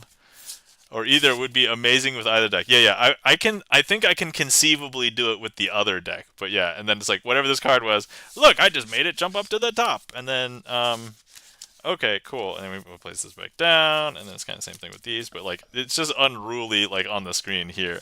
All right, so so this would be a little bit weird. This would be tough. All right, okay. Yes, the big ones are way too big for anything except window coverings. Yeah, exactly. I would say that this is not the type of trick that you would want to do in a parlor situation because so a parlor situation is basically like if there was if you were doing this at like a bar and there was like a table and people were watching you, so that's kind of like what we consider like a parlor situation, or like a big stage show. That's like where those big cards would come to play. Okay, these cards are at least I can physically handle them, and I can actually have like a bunch of cards on the table. You can see them. It actually makes sense. You can actually see. Okay, so all right, hold on. Let me see how this is gonna work. I gotta find some cards. Now that you guys understand the plot of the trick, let me see if I can do it with these ones. I think it's possible. So let me see how we're gonna do this. So you know where this is going. I hope I don't reveal the secrets of magic. I have revealed the secrets of magic in the past, but only by accident, not deliberately. Well, there's been a couple tricks I've revealed, but Chan the Magic Man, welcome in. How's it going? Sorry I'm late, dude. No worries. I understand. It's a weekend. You're doing stuff. You're sleeping. If you're watching Olympics, or wait, are Olympics over now? I think Olympics just wrapped up, right? Or close to wrapping up anyway. If you're watching a video game tournament, totally understand. Like I get it. It's all cool. It's all good. But thanks for coming by, Chan. How's it going? Let's see. Earlier you missed me unboxing Slay the Spire board game and then doing some magic tricks with Slay the Spire board game stuff. I just wrapped up doing the trick hair raiser, but we're going to attempt giant hair raiser right now. So let's see how this goes. Okay. All right. I will say this will be tougher, but yeah. Okay. Let's do this. Let's see. Had to practice Duolingo to keep me in Pro League. Oh yes, Duolingo. It was intense. Yo, definitely. Yeah, keep up your language learning streaks. I have a passing interest in linguistics. I don't really learn that or do that much, but it is very tangentially. Okay. All right. Let me, you know what? I'm just going to put hair raiser in there again. Okay. All right. But this time, jumbo. Or at least, I mean, not gigantic, but even though that box says jumbo, but this is like slightly bigger. Okay. All right. So first things first, we have the ace of clubs, the 2 of clubs, and the 3 of clubs. And then what I want to do with these cards is I have a couple of helper cards. They are the 2 jokers. So here we have a joker and the other joker. Okay, and then what we're going to do here is if I take the ace and I place it underneath the... Wait. Can you even see what's going on here? Okay. So, alright, so we have the ace. If I take the ace and I place it on the bottom, what I'll be able to do is snap my fingers once. Maybe. I didn't snap yet. Snap, and that'll make the ace jump back up to the top. Amazing. Okay. Sorry if I'm gonna be a little bit more deadpan here because gigantic cards. There's a little bit extra concentration going on here. Okay, so I just placed the 2 on the top. Let's go ahead and place the 2 on the bottom. Okay. They're so big. Yeah, I know. You're telling me, Hiro? You're telling me. I know I'm getting myself into. Okay, here we go. I'm gonna snap twice, and that's going to bring the 2 of clubs. Nope, that's not the 2. And I just flashed. So, hold on. You know what? We're gonna start this trick over. Yeah, that's it. All right, we're gonna do this for you, E-Room, because you've already opened up the can of worms. The can of worms has been opened. So, I thought I was doing actually okay up until that point. But yeah. Okay. All right. Okay. All right. Here we go again. This is good practice for jumbo cards. If I was kudos for even attempting. Well, thank you so much for, I guess, the idea. Okay, here we go. We're doing it again. I mean, there's not much else in the queue, so this is my life now. I'm gonna get this. I'm gonna get this before the night is done. Even though I have to do this 8 more times. We're doing it. Okay. All right. Here's the ace, the 2, and the 3 of clubs. There we are. Okay. Now I have a couple of helper cards with me over here, and they are the 2 jokers. And so I would like to flip over to the jokers. Just handling these cards is just difficult. All right. So here's the 2 jokers. And okay. All right. Here's what we're gonna do. I'm gonna go ahead and grab this ace. We're gonna place this ace on the bottom like this. And look, if I just snap my fingers once, that's gonna make the ace jump back up to the top. Wonderful. Okay, off to a smooth start. Next, I'm gonna grab this 2. And then what we're gonna do, we're gonna put the 2 here on the bottom. And then I'm gonna snap. And that's gonna make this 2 eventually jump up to the top. Okay, there we go. Did I snap twice there? I probably should have snapped twice. Anyway, I'm gonna place the 2 here. Otherwise, the consistency of the story, it doesn't. Now I'm gonna do the. You know what? That snap was so good, I sent it back in time. So then we got the 2 snaps already. So that was just how good that snap was. I don't know if you guys saw that, but first time I was able to successfully send a snap backwards in time. Okay, here we go. I'm gonna go ahead and grab this 3, place it here on the bottom. But now what we're gonna do is snap 1, 2. I'm gonna show you the 3, and then I'm gonna send one back in time again. See, look. That one I just sent back in time. It saw it because clearly the 3 is on top. So that one worked. That one worked fine. So okay. Now some people think I could totally do that way faster, but wait. I'm back. Wi-Fi shutdown said. Oh, welcome back, Chan. We are just doing gigantic. We're in the middle of gigantic hair raiser. Okay, but look, we're gonna go ahead and place this on top of the 3, and then when I snap, that 3 is gonna jump back up to the top. Okay, because look, there it is. And now look, I'm gonna place these on top of the 2, and then we're gonna go ahead and snap and make that 2 jump back up to the top. I know, it's super weird. And then we're gonna go ahead and place this on top of the ace, but then we're gonna snap and make the ace jump back up to the top. Ta-da. Okay, cool. Man, we're doing okay. Okay, I don't want to jinx it, but all right. So everybody thinks that these jokers are actually the magical piece, but actually it's not these jokers. It's actually the ace, the 2, and the 3. And you know, here's the thing. If I was to show you that we have the ace and the 2, come on, and the 3. Yeah, just handling these cards is way more difficult. Like, it takes the entire width of my hand, like this, to, anyway. So that's ace, 2, and 3. Okay, so what we're going to do is lay down the ace, the 2, and the 3 over here, because the ace and the 2 and the 3 are the magical ones, not the jokers. But here, we're going to place the jokers down here. If you were here, you can legitimately say stop wherever, and then we would actually cut there. So let's say right there.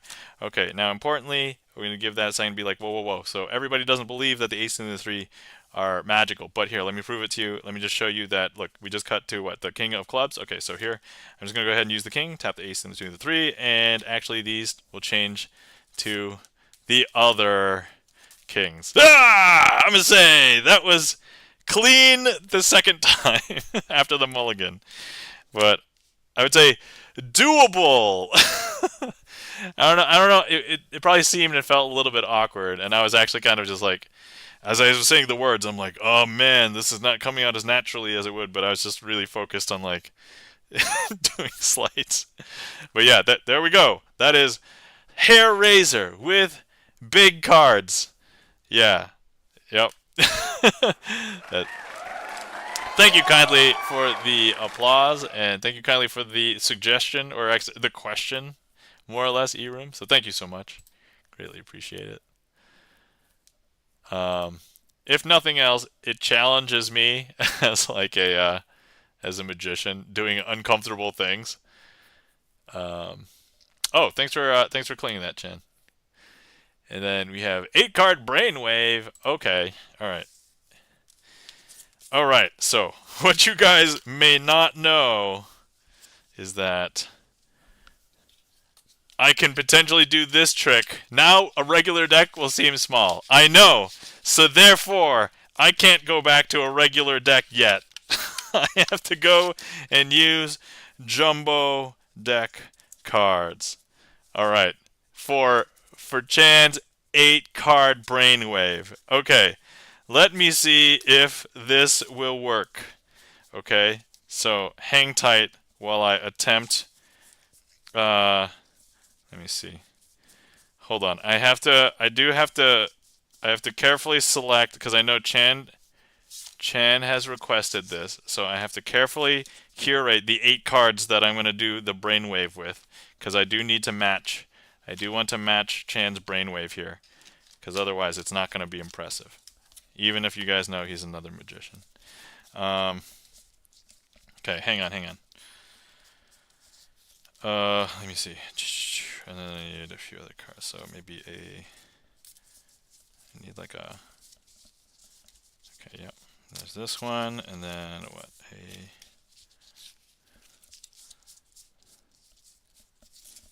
Okay. Please bear with me while I'm getting gigantic brainwave set up.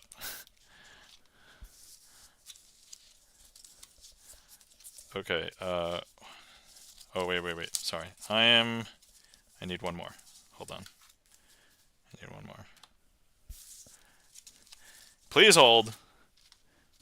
Chan, please hold. I swear, waiting will be worth it for this, because I don't think I've ever seen a gigantic brainwave ever done, so.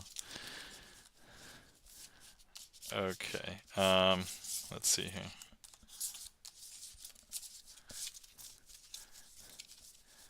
Okay, alright. Let me just take a look at how this looks, and then we'll just want to do this. Alright, okay, cool. Alright, here we go.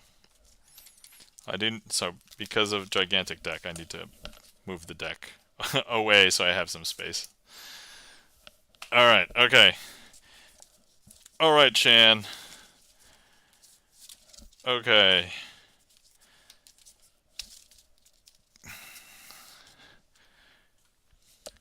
Chan, I have 8 cards, because we would not have a trick called 8-card brainwave if there were not 8 cards. I mean, I guess if it wasn't 8 cards, it would be like 6-card brainwave or like 10-card brainwave. But anyway, I have 8 cards here, and I'm going to go ahead and spread the cards. These are all 8 cards. These are jumbo cards, like the big ones, not like gigantic. But Chan, I'm going to need you to select any one of these cards. Now, I don't want to say and think that you are predictable. So you're welcome to choose something else besides the obvious. But if you want to choose this one and thinking that maybe I double reverse thought predicted, like, I don't know if you guys have seen what's it called? The Princess Bride. But if you thought that I would have put the iocane powder in front of you, then I would have put it in front of me, so then you would have switched. And anyway, so 10 of clubs. Are you certain that you would like to choose the 10 of clubs? Do you want to change your mind, Chan?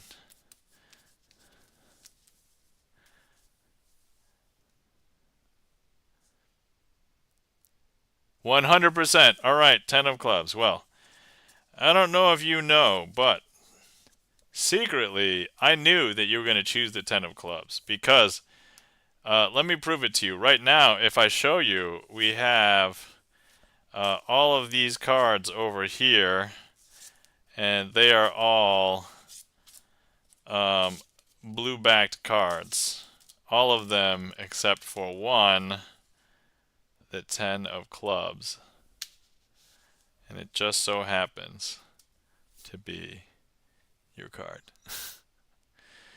And that, my friends, is the 8-card brainwave with gigantic cards. I mean, not gigantic cards, jumbo cards, big cards. Not really jumbo. But anyway, okay. So, yeah, I think that one was doable. That one was doable. Okay, all right.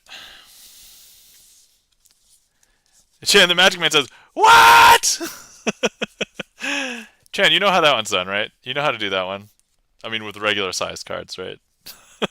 Or are you just saying what because it's like, what? That was so impressive with big cards. Like, thanks for clearing that, Chan.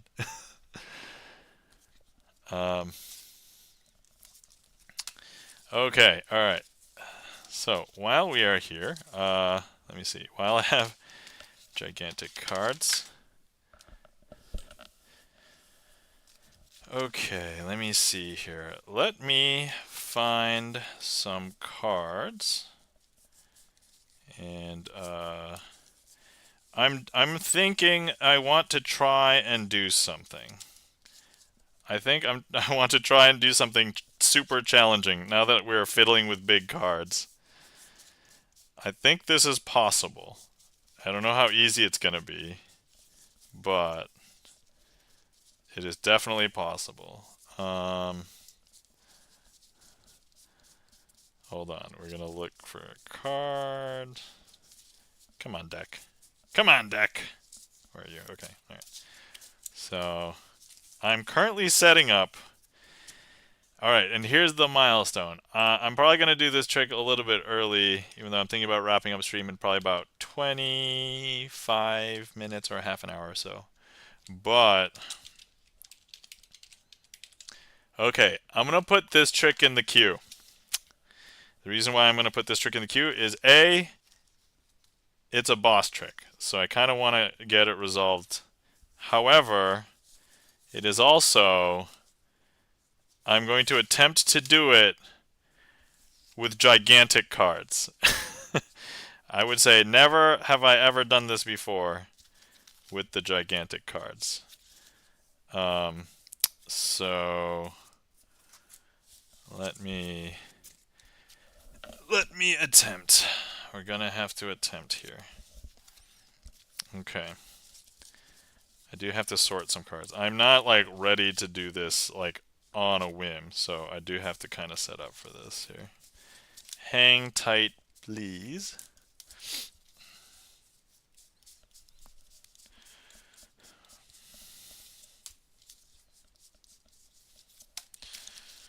Okay, alright, so we got this, we got this. We don't need the jokers either. Let's throw those out. Okay, yeah, the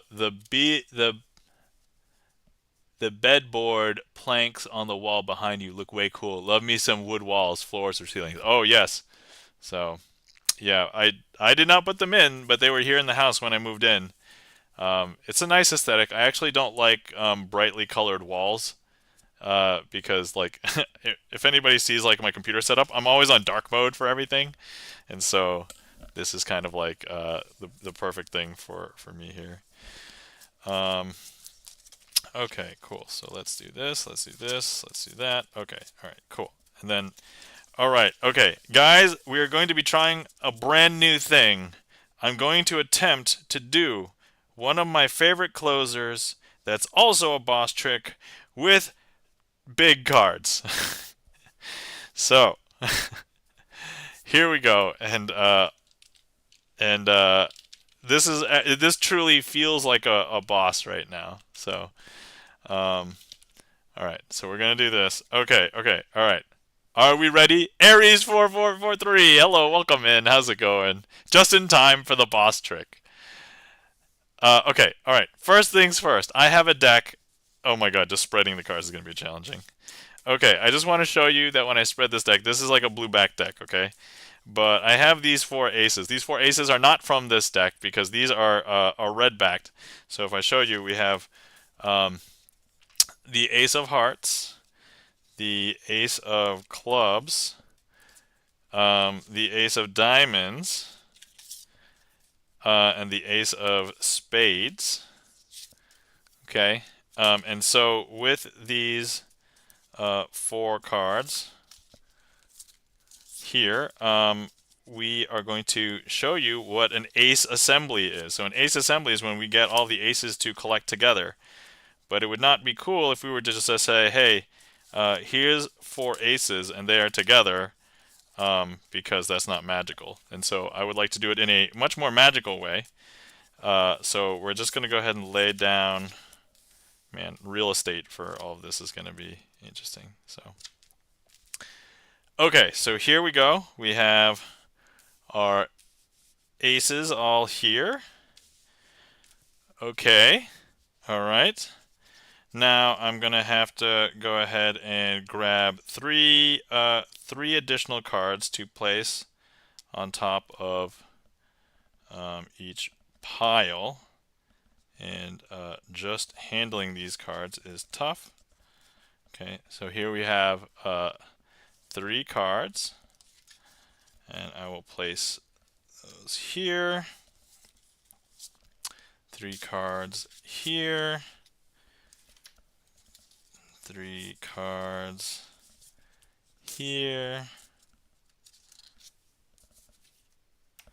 and then 3 cards here, like that. Okay, there we go. Now I can place the rest of the deck off to the side here. Okay, we're gonna square all these up, and hopefully do the gigantic magic. Gigantic magic. Okay, here we go. So first things first, we have oh my, says Chandler Magic. I know, right? Or actually, if anybody knows who Jackie Yu is, Jackie Yu, oh my! Like he basically all of his social media videos. So he's an Asian magician, currently lives in Las Vegas. He's been on Penn and Teller, and he ends all of his tricks or all of his videos by saying, "Oh my!" And so that's Jackie Yu. Anyway, so you see that the ace is still here, but here's what we're gonna do. I'm gonna go ahead and magically swap it for one of the cards here. Of course I know him, says Chan. Yeah, I have seen his IG reels. Yep, that's right, Jackie Yu. He's a talented guy. I think he's hilarious. So anyway, but look, if I show you, I've just swapped that ace from in here with a card in there. Because if I show you now, here's 1, 2, 3, 4 blue cards, and actually all of these, none of them are. I guess I didn't shuffle the kings very well from the previous trick, but anyway, whatever.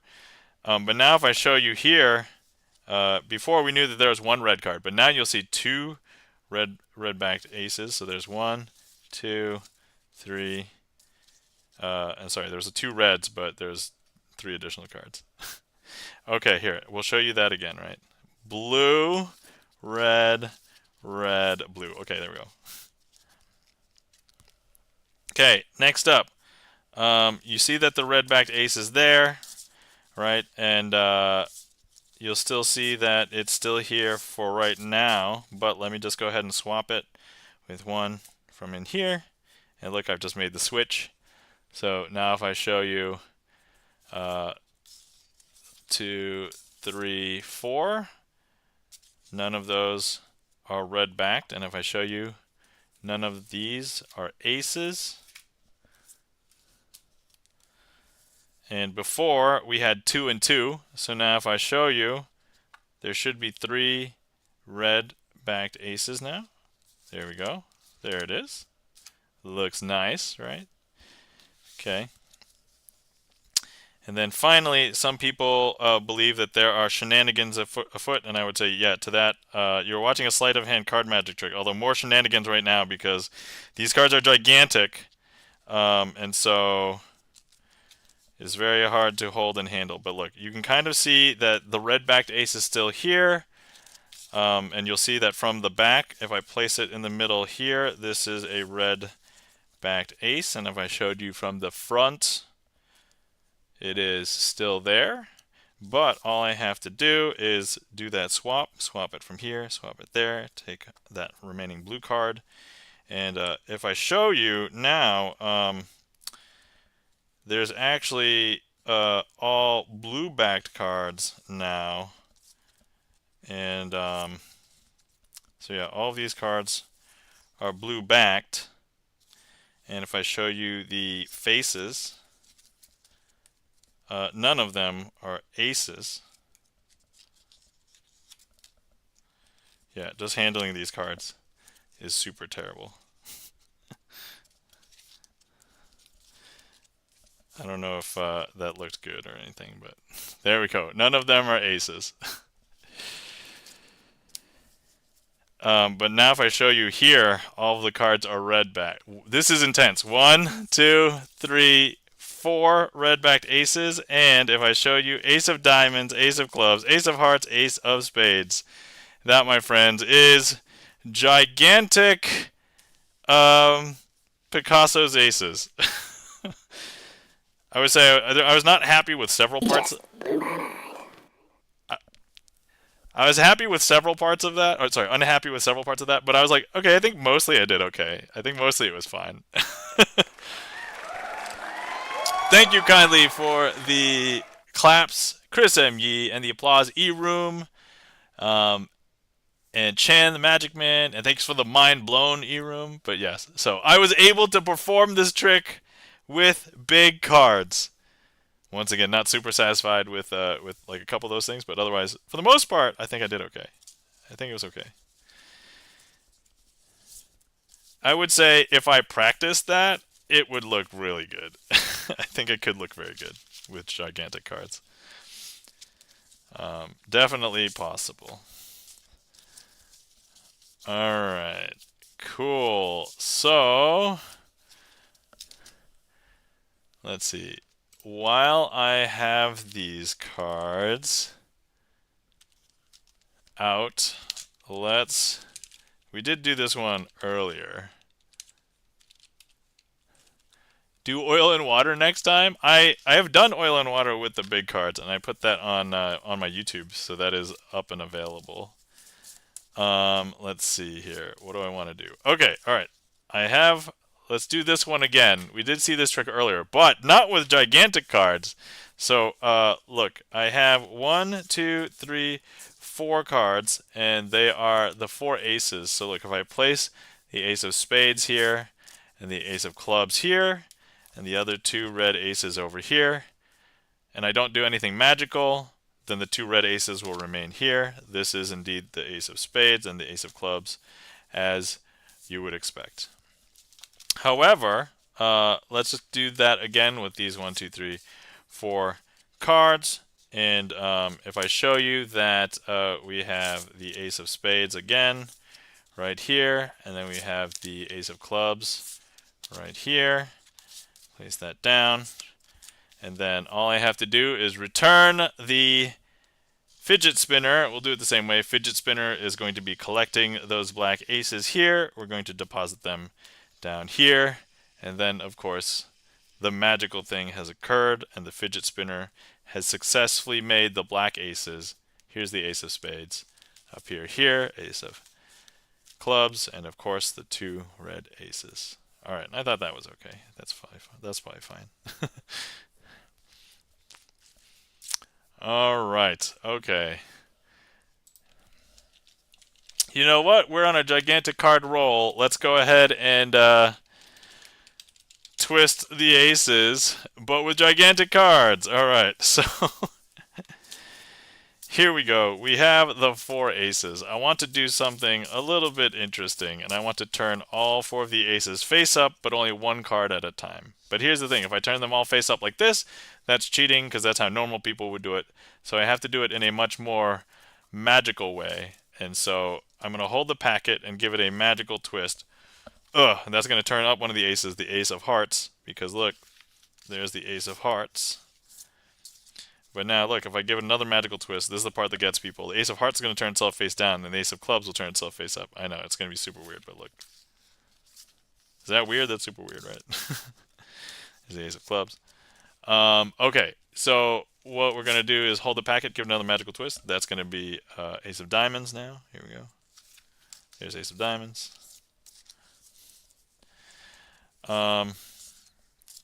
And then we just have one more ace to go, and it's the ace of spades. So here's what we're going to do. I'm going to hold the packet, give it a magical twist. Its ace of spades is tired because, look, if I show you, all the cards are still face down. 1, 2, 3, 4. I know, super weird. Even if we give it 2 magical twists, which is kind of cumbersome because these cards are gigantic. 1, 2. All still face down. But if I just give it a good old fidget spinner. And actually, if anybody has been sitting around for a while and is not hydrated for a bit, now's a good time to hydrate.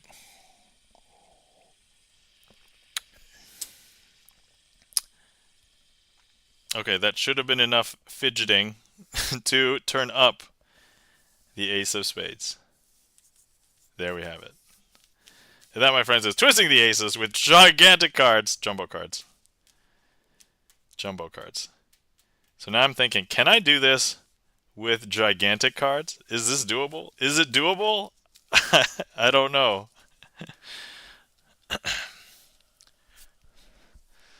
All right. Hold on. So that trick is short enough.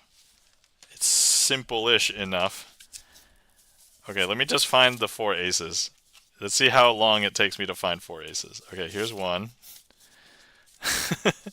Here's 2. This seems like the kind of trick where I think I would need the camera to back up for this, but this is my setup. I don't have really space to move stuff. So this is what we're going to deal with for the moment. Okay, good. All 4 aces were somehow close together. That was magical in and of itself. Not right now, but is there any way to find out how much money was collected in the coin throw at Gen Con? I do not know, E-Room. That is a great question. Just wondering, probably not recorded, but would love to see a count of how many of each coin. Oh, I don't think we would know how much of each coin. If anything, maybe a dollar amount at the end, but I don't think they published that, or at least not like alone by the coins. They might include the auction total with it. So yeah, that's a good question. You know what? Let me look into that and I will see. But I don't think there's going to be a definitive answer. Okay, guys, I have 4 aces. All right, it's going to be the same trick. Oh my God! So these are so big. So look at the camera right now, right? Look at how much light hits my hand. But then now if I just spread and just show you, and look at how much it darkens, like that camera. Yeah, a dollar amount would be cool. Yeah. All right, cool. All right, so here I have 4 aces. And what I want to do with these 4 aces is I want to turn them all face up 1 card at a time. Now the thing is, I would not be allowed to turn it face up like this because that would be cheating. That's not magical. That's how regular people would do it.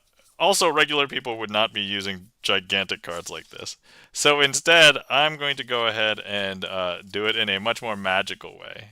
Look at this. You want to see like a third of the card. I could literally be doing anything right here. I mean, you can kind of see the top of the card right here, so I guess it's not that bad. But anyway, so look, I'm going to hold this and then give it a magical twist. Okay, and now look, that's going to turn up the Ace of Hearts. Yeah, look at that. Amazing. So good. Ace of Hearts. Just handling these cards is just awkward. Okay, alright. It's magic! I know, right? Okay, alright. Next, I'm going to give it another magical twist. The Ace of Hearts is going to turn itself face down. Ace of Clubs will turn itself face up. Here we go. This is the part that gets people. Even with gigantic cards, right? There it is. Ace of Hearts. Clubs. Sorry. I'm bad at... I mean, I'm just in awe of like how okay this is going, I think. Okay, and then we've got, let me see here. We've got another one up next after this next magical twist, the Ace of Diamonds. Woo! It doesn't even look like a twist when I move like my whole arms around. Like, here we go, Ace of Diamonds.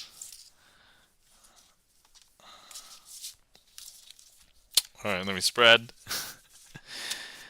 Okay, all right. So we have one more ace to go. The Ace of Spades, of course.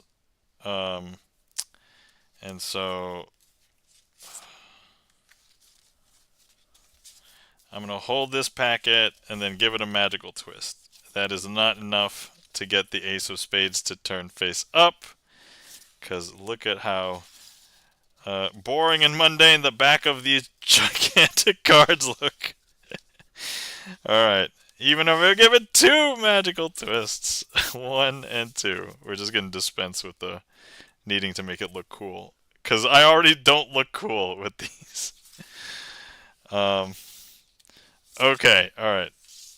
And then, okay, finally, this is too much magic. I know that the fidget spinner cannot handle this, so we need to bring out the true magical talent of the stream, which, if anybody knows, is the deck sock. So this is only a job the deck sock can do, even though the deck sock can only hold a deck the size of the deck sock, but I know the deck sock can handle the magic of gigantic cards. Yeah, Chan's got the emotes right there. There you go. I mean, if you're subscribed here, you have the emotes too. But anyway, so now, look, the deck sock going to spread here, and we have a face-up Ace of Spades. That, my friends, is truly Jumbo twisting the aces, starring the deck sock. Oh, yeah. That was brutal. I'm like mentally taxed from doing this. Yeah. At least with like the big cards, it's like feasible. Like this is like almost not. But I mean, I don't know. That was okay, I think, for this trick. But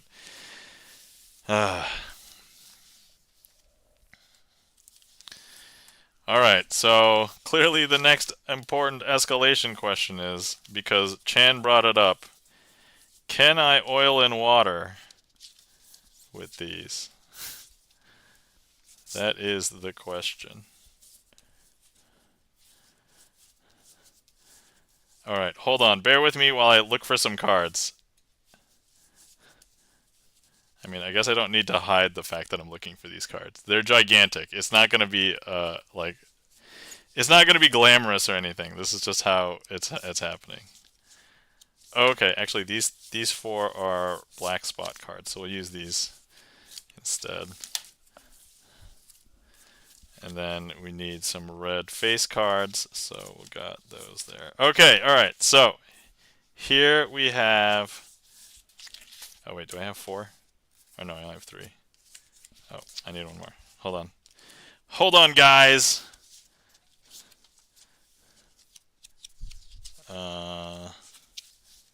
Oh yeah, here's one. Okay, there we go. Alright, okay. we are going to attempt a challenge mode thing. And you won't be able to see everything, but whatever. So we're too deep in now. We can't end we can't end unless we do this. So okay. And then let me also oil and water Marlowe. Okay, alright, here we go. Gigantic oil and water. Alright, first things first. These 4 cards are red face cards. You would not mix them up with black spot cards, right? Okay, cool. Because the black spot cards are over here, and what we're going to do with these is hopefully something interesting. I know you won't be able to see everything because I have to. They're just too big. I'd have to bring them off frame. But so yeah. So okay. All right. Man, just even getting set up for this is so hard. Just holding the cards is so hard. All right. Here we go. So here's what we're gonna do. I'm gonna go ahead and intermix these black cards with these red cards over here. You know what? If I just use like my chest, that'll help like the grip. Okay, so black, red.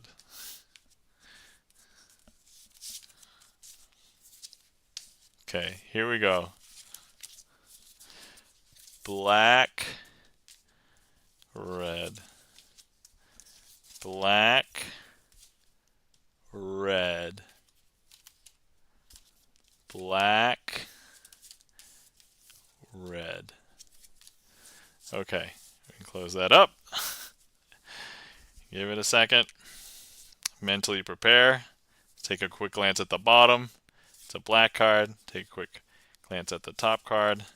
It's a red face card. But actually, if I show you, all of the top cards here are the red face cards. And then all of the bottom cards down here are the black spot cards. Okay, alright. Okay, that was phase 1. Phase 2. We'll do it again.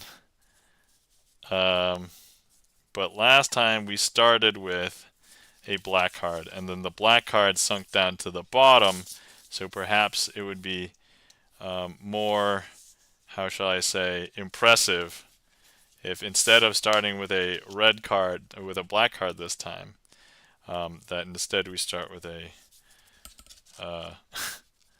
red card. So not a black card, but a red card. Okay. Oh yeah, sorry, you can barely see that. I can barely hold these. I'm sorry. So, all right. Hold on. Is this the most uncomfortable you guys have seen me like doing a trick before? Because like this is pretty uncomfortable. All right, so here we go. Red. Okay.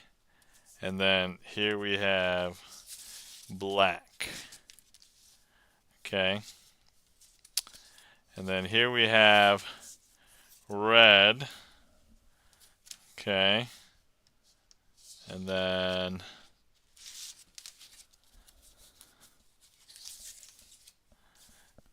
we have black. And then we have red, black, red, black. Are those cards big or is Crazy Asian tiny? Yes.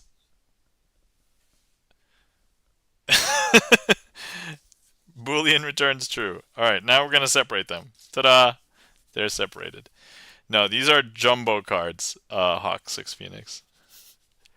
Alright, so now, if we take a look, if, remember I started with a red card, but if the logic to this trick remains consistent, then black should have sunken down to the bottom. So if I reveal this one, it's a black card. If I reveal this one, it's a red card. If I reveal this one, it's a black card. If I reveal this one, it's a red card. It's a black one. It's a red one. It's a black one. It's a red one. I don't know why I got high pitched all of a sudden. But anyway, there we have it. Oh wait, you guys can't even see. There we go.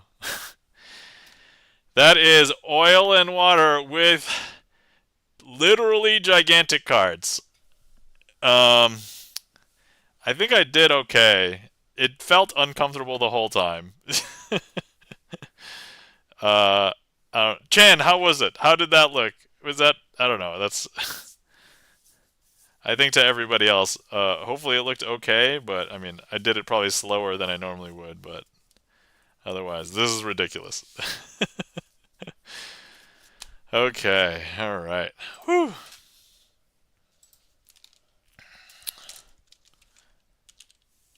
Okay, and that was Jumbo, Gigantic, Oil and Water. Whew. Thank you kindly for the applause, Chan. Hopefully you guys enjoyed. That was like most of the end of stream was Jumbo and Gigantic cards. So thank you kindly for the claps. Chris M. Yee, E-Room, Chan.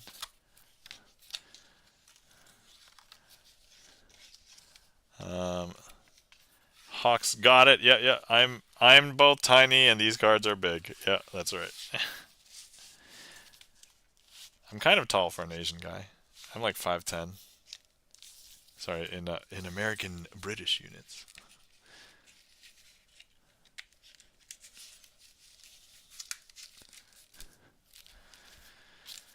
What does that translate to in metric? How many centimeters am I? Or how many meters am I? Let's see. 5'10" in metric. I'm approximately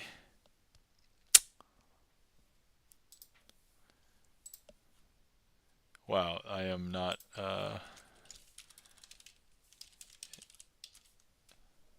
I am 1.778 meters for anybody who needs other units.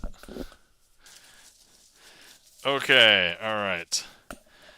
So, anyway, that, my friends, was just a series of ridiculous big card tricks. I did not know that that was what today's stream was going to turn into, but that's what it turned into. So, there we have it.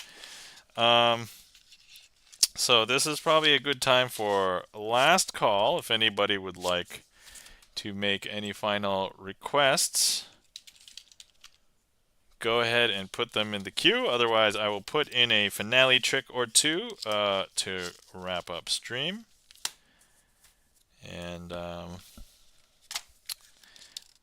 did I increment? Did I do beat boss command for the Picasso aces? Because if not, I think I deserved. I deserve counting that.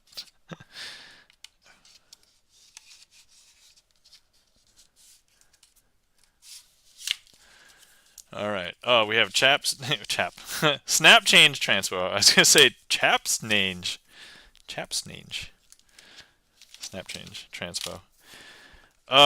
Okay. Normal sized cards, guys. I don't know if you realize how good this feels after doing all of these. Whew. Okay.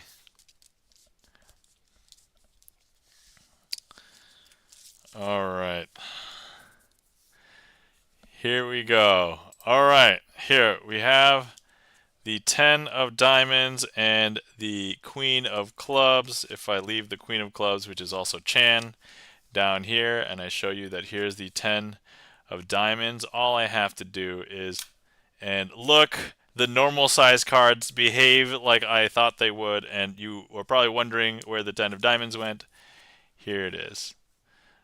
Whoops, if you saw anything, I've revealed this trick before on stream, so we're going to go ahead and do that one again. Alright, so if anybody wants to see that again, we're going to do that again. Alright. All right. Okay. I'm gonna say not my fault. I was I was worrying about jumbo cards. You saw nothing. Okay, yeah, yeah. I don't think anybody saw anything. All right. So look, we have 10 of diamonds and the queen of clubs. And if I go ahead and I place the queen of clubs down here and the 10 of diamonds, Chan the Magic Man is a magician, so he should be able to teleport himself here. All right, cool. And now, look, you're probably wondering where the 10 of diamonds went, and here it is. Okay, that's how it's supposed to look. Ta-da! Okay, that was snap, change, transpo. Boom. All right, cool. All right, whew. Man, using regular cards seems quite leisurely after using gigantic cards. All right, next up we have a request from Charlie's Beats. Oh yeah, thank you so much for that request, Chan the Magic Man. And we have a request to perform the vampire card trick. So, which also uses normal sized cards. By the way, if anybody knows where to get jumbo or gigantic blank cards, that would be amazing. So let me know. I will probably purchase them if you find them for me. All right, so here we have the Ace of Hearts, the Two of Hearts, the Three of Hearts, and of course the King of Spades, which will behave as our vampire. So look, if the vampire goes to get the first victim, he's going to suck the blood out of the Ace of Hearts. So here's the 3, here's the 2, here's our vampire, but if you see, the Ace has had the blood completely sucked out of it, both the front and the back. I know, right? Super weird. Okay. So now we have the 2, the 3, and of course our vampire. And the vampire is going to be sucking the blood out of our second victim, the 2. So look.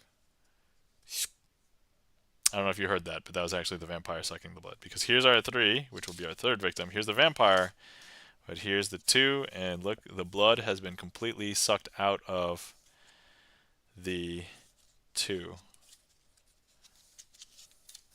And then finally, we have the 3, our third victim. And it's going to happen pretty quick. Because look. Not only that, but the blood has been completely sucked out of the 3, our third victim.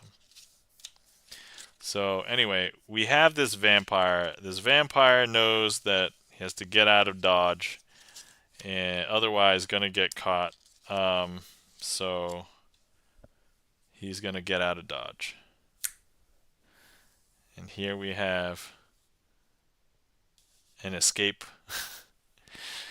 The vampire is free to go because nobody can find him. And that, my friends, is the vampire card trick. I don't think I've done that one in a while. So thank you so much for that request, Charlie's Beats. Hopefully you guys enjoyed. And thank you for selecting tricks that are normally sized cards. I don't. Man, you guys don't understand how refreshing that is. Like, it's like, okay, how many right-handed people are out there? Because let's pretend you like doing that gauntlet was like you're brushing your teeth with your left hand for an entire week. And then all of a sudden, after the week's over, you're like, I can brush my teeth with my right hand again. And then it feels so good to brush your teeth with your right hand. That's, yeah, I don't know. That's how I'm equating it to left-handers and right-handers. Ay, ay, ay. Okay, all right. Whew. Oh, before I occasionally brush my teeth with my left hand, but it's an electric. Oh yeah, no. My dad is a lefty, says Chan. Oh, okay, cool.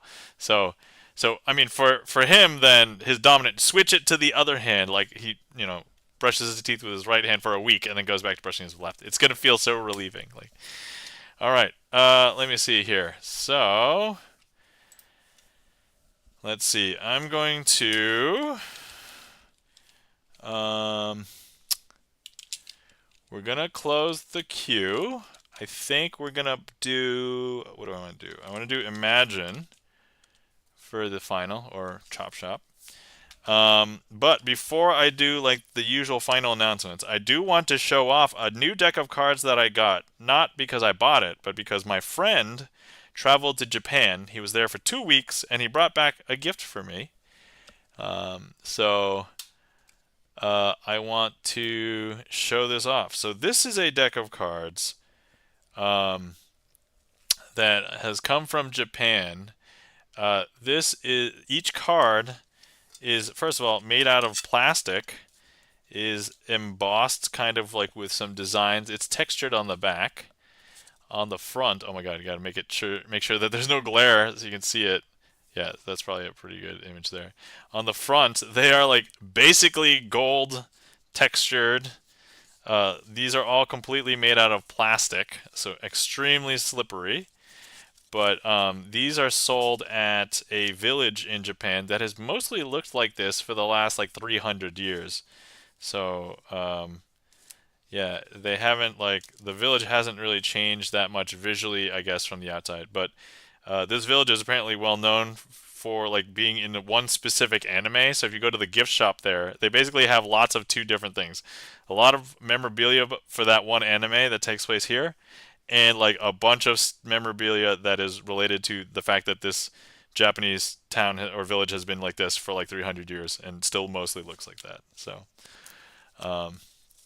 but yeah, not the best cards to do magic with. Extremely slippery. They are smaller than a regular poker-sized deck of cards. So just a tiny bit, but enough to kind of be annoying. I would say these are bridge-sized, actually. So if you know what bridge-sized cards are, these are probably about the size of bridge. They do shuffle well if you can get them to interlock, which is super easy, but they don't bridge well because they're extra slippery. So also the image is basically a full bleed image, and so look, if I spread, you'll be able to tell if I just take one card and like reverse it. Where's that one card, guys? I bet you can tell even on stream, even on camera. It's right here. It's upside down. Also, if I took a card and I reversed it, so the fact that it's completely gold bordered, or sorry, completely gold. Where's that card, guys? There it is. So not the best to do magic with, but it is super cool. I wanted to talk about it. I wanted to shout out my friend that got me the deck. So thank you, my friend that got me the deck. I don't want to say his name on stream because I'm not in the practice of doxing anybody. But I'm trying to talk him up to stream, and he wants to stream. He wants to do like Gundam kits and build them on stream. So that's kind of a unique thing. I think he would fit in with like either anime circles or like arts and crafts because he's basically putting together a Gundam. So anyway, are they waterproof? Yes, they are plastic. They're waterproof. So yes, can totally do that. All right, cool. So let's hop back up here. All right, guys. Thank you so much for everybody who came out to hang out with me today. Special thanks to everybody who's in chat. If you interacted with the stream, if it wasn't for you guys, this wouldn't be as much fun. So whether you chatted, requested a trick, clicked on the heat map, chose a card, any of those things, thank you so much. Also, thank you to all the lurkers out there, because if it wasn't for you guys, well, I would just be fiddling with cards at home. There's no magic happening if I do that. The magic has to happen in your mind. Next things up, thank you to my mods. Let's give some mod love to our mods. Chan the Magic Man. Chan, one of the other few magicians that stream with a regular magic schedule on Twitch. He does Magic Mondays, so give Chan a follow and catch him tomorrow. And then also give some mod love to our modern friend Gibson Lens. Please give Gibson Lens a follow, aka Bert. He is a pianist, plays VGM, what we call esoteric music, sight reads from a bunch of songbooks, and has composed a lot of his own originals. So please give Gibson Lens a follow as well. Let's see, what else? Oh, for everything that you have seen on stream today, can be achieved with sleight of hand magic. So nothing that you saw was black magic, sorcery. I didn't make any deals with the devil for the skill of magic. And if any of that was true, I would claim this anyway because it's a great cover story. Um, so let's see. If anybody wants to see more of me and I'm not around, you can check out my YouTube. And all of my VODs end up on my YouTube, but they're not publicly searchable. I make them unlisted after like a week or two, so you can check those out if you want in this playlist. So the playlist is public, but the videos are unlisted. So you can see all the past VODs if you would like. Otherwise, you can catch me here on Twitch. Okay, cool. So, and of course, oh yeah, that's right. And of course, everybody catch Magic Twitch. If you're looking for more magicians on Twitch, there aren't that many of us. Give us all a follow. There's all four of us. So, me, Chan, the Godfather, we're calling him the God, Info XZR, aka Jack, and then Ben Hallowthorn.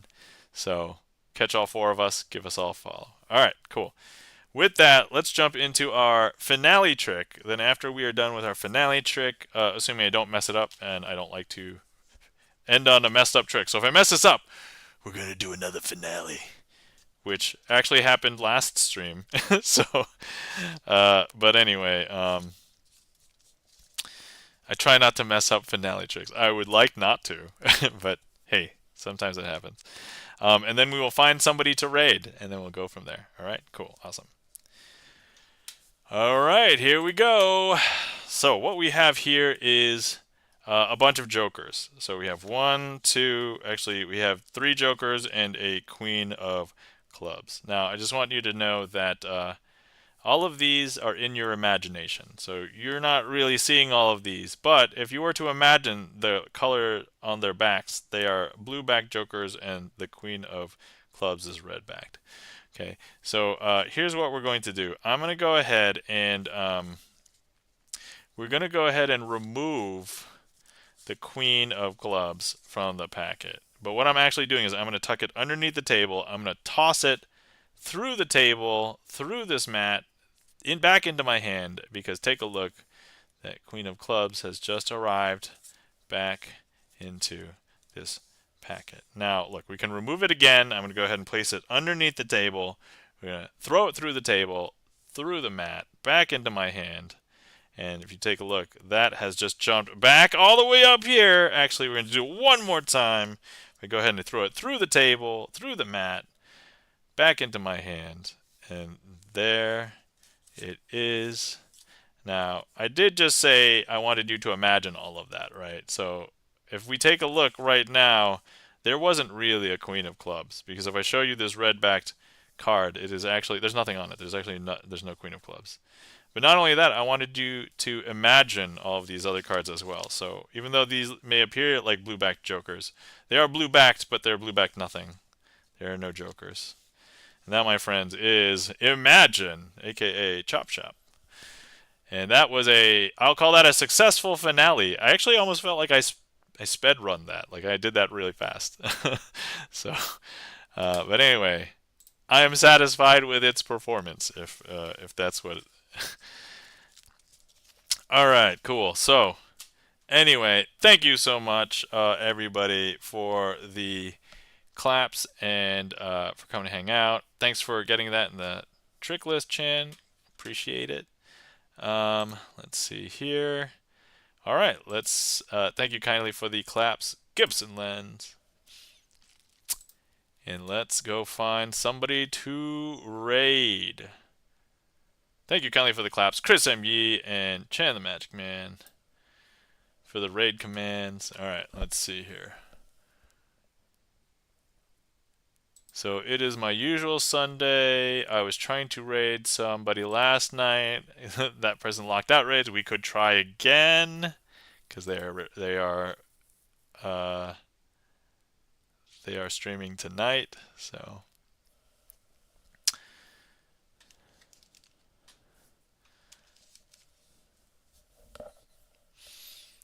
let me see here. I'm also trying to see if there's anybody else that I have not raided ever or that I want to raid. And let me consult the spreadsheet.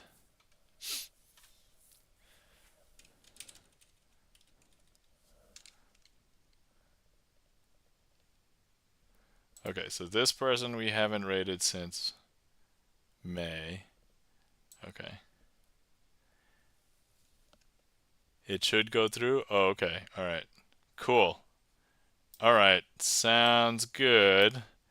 All right, Hawk. That is probably a good indicator that we should go to 7 Senshi because we tried to raid 7 Senshi yesterday and it would not go through yesterday. So let's go through today and let's do it quick before anything happens. So let's go.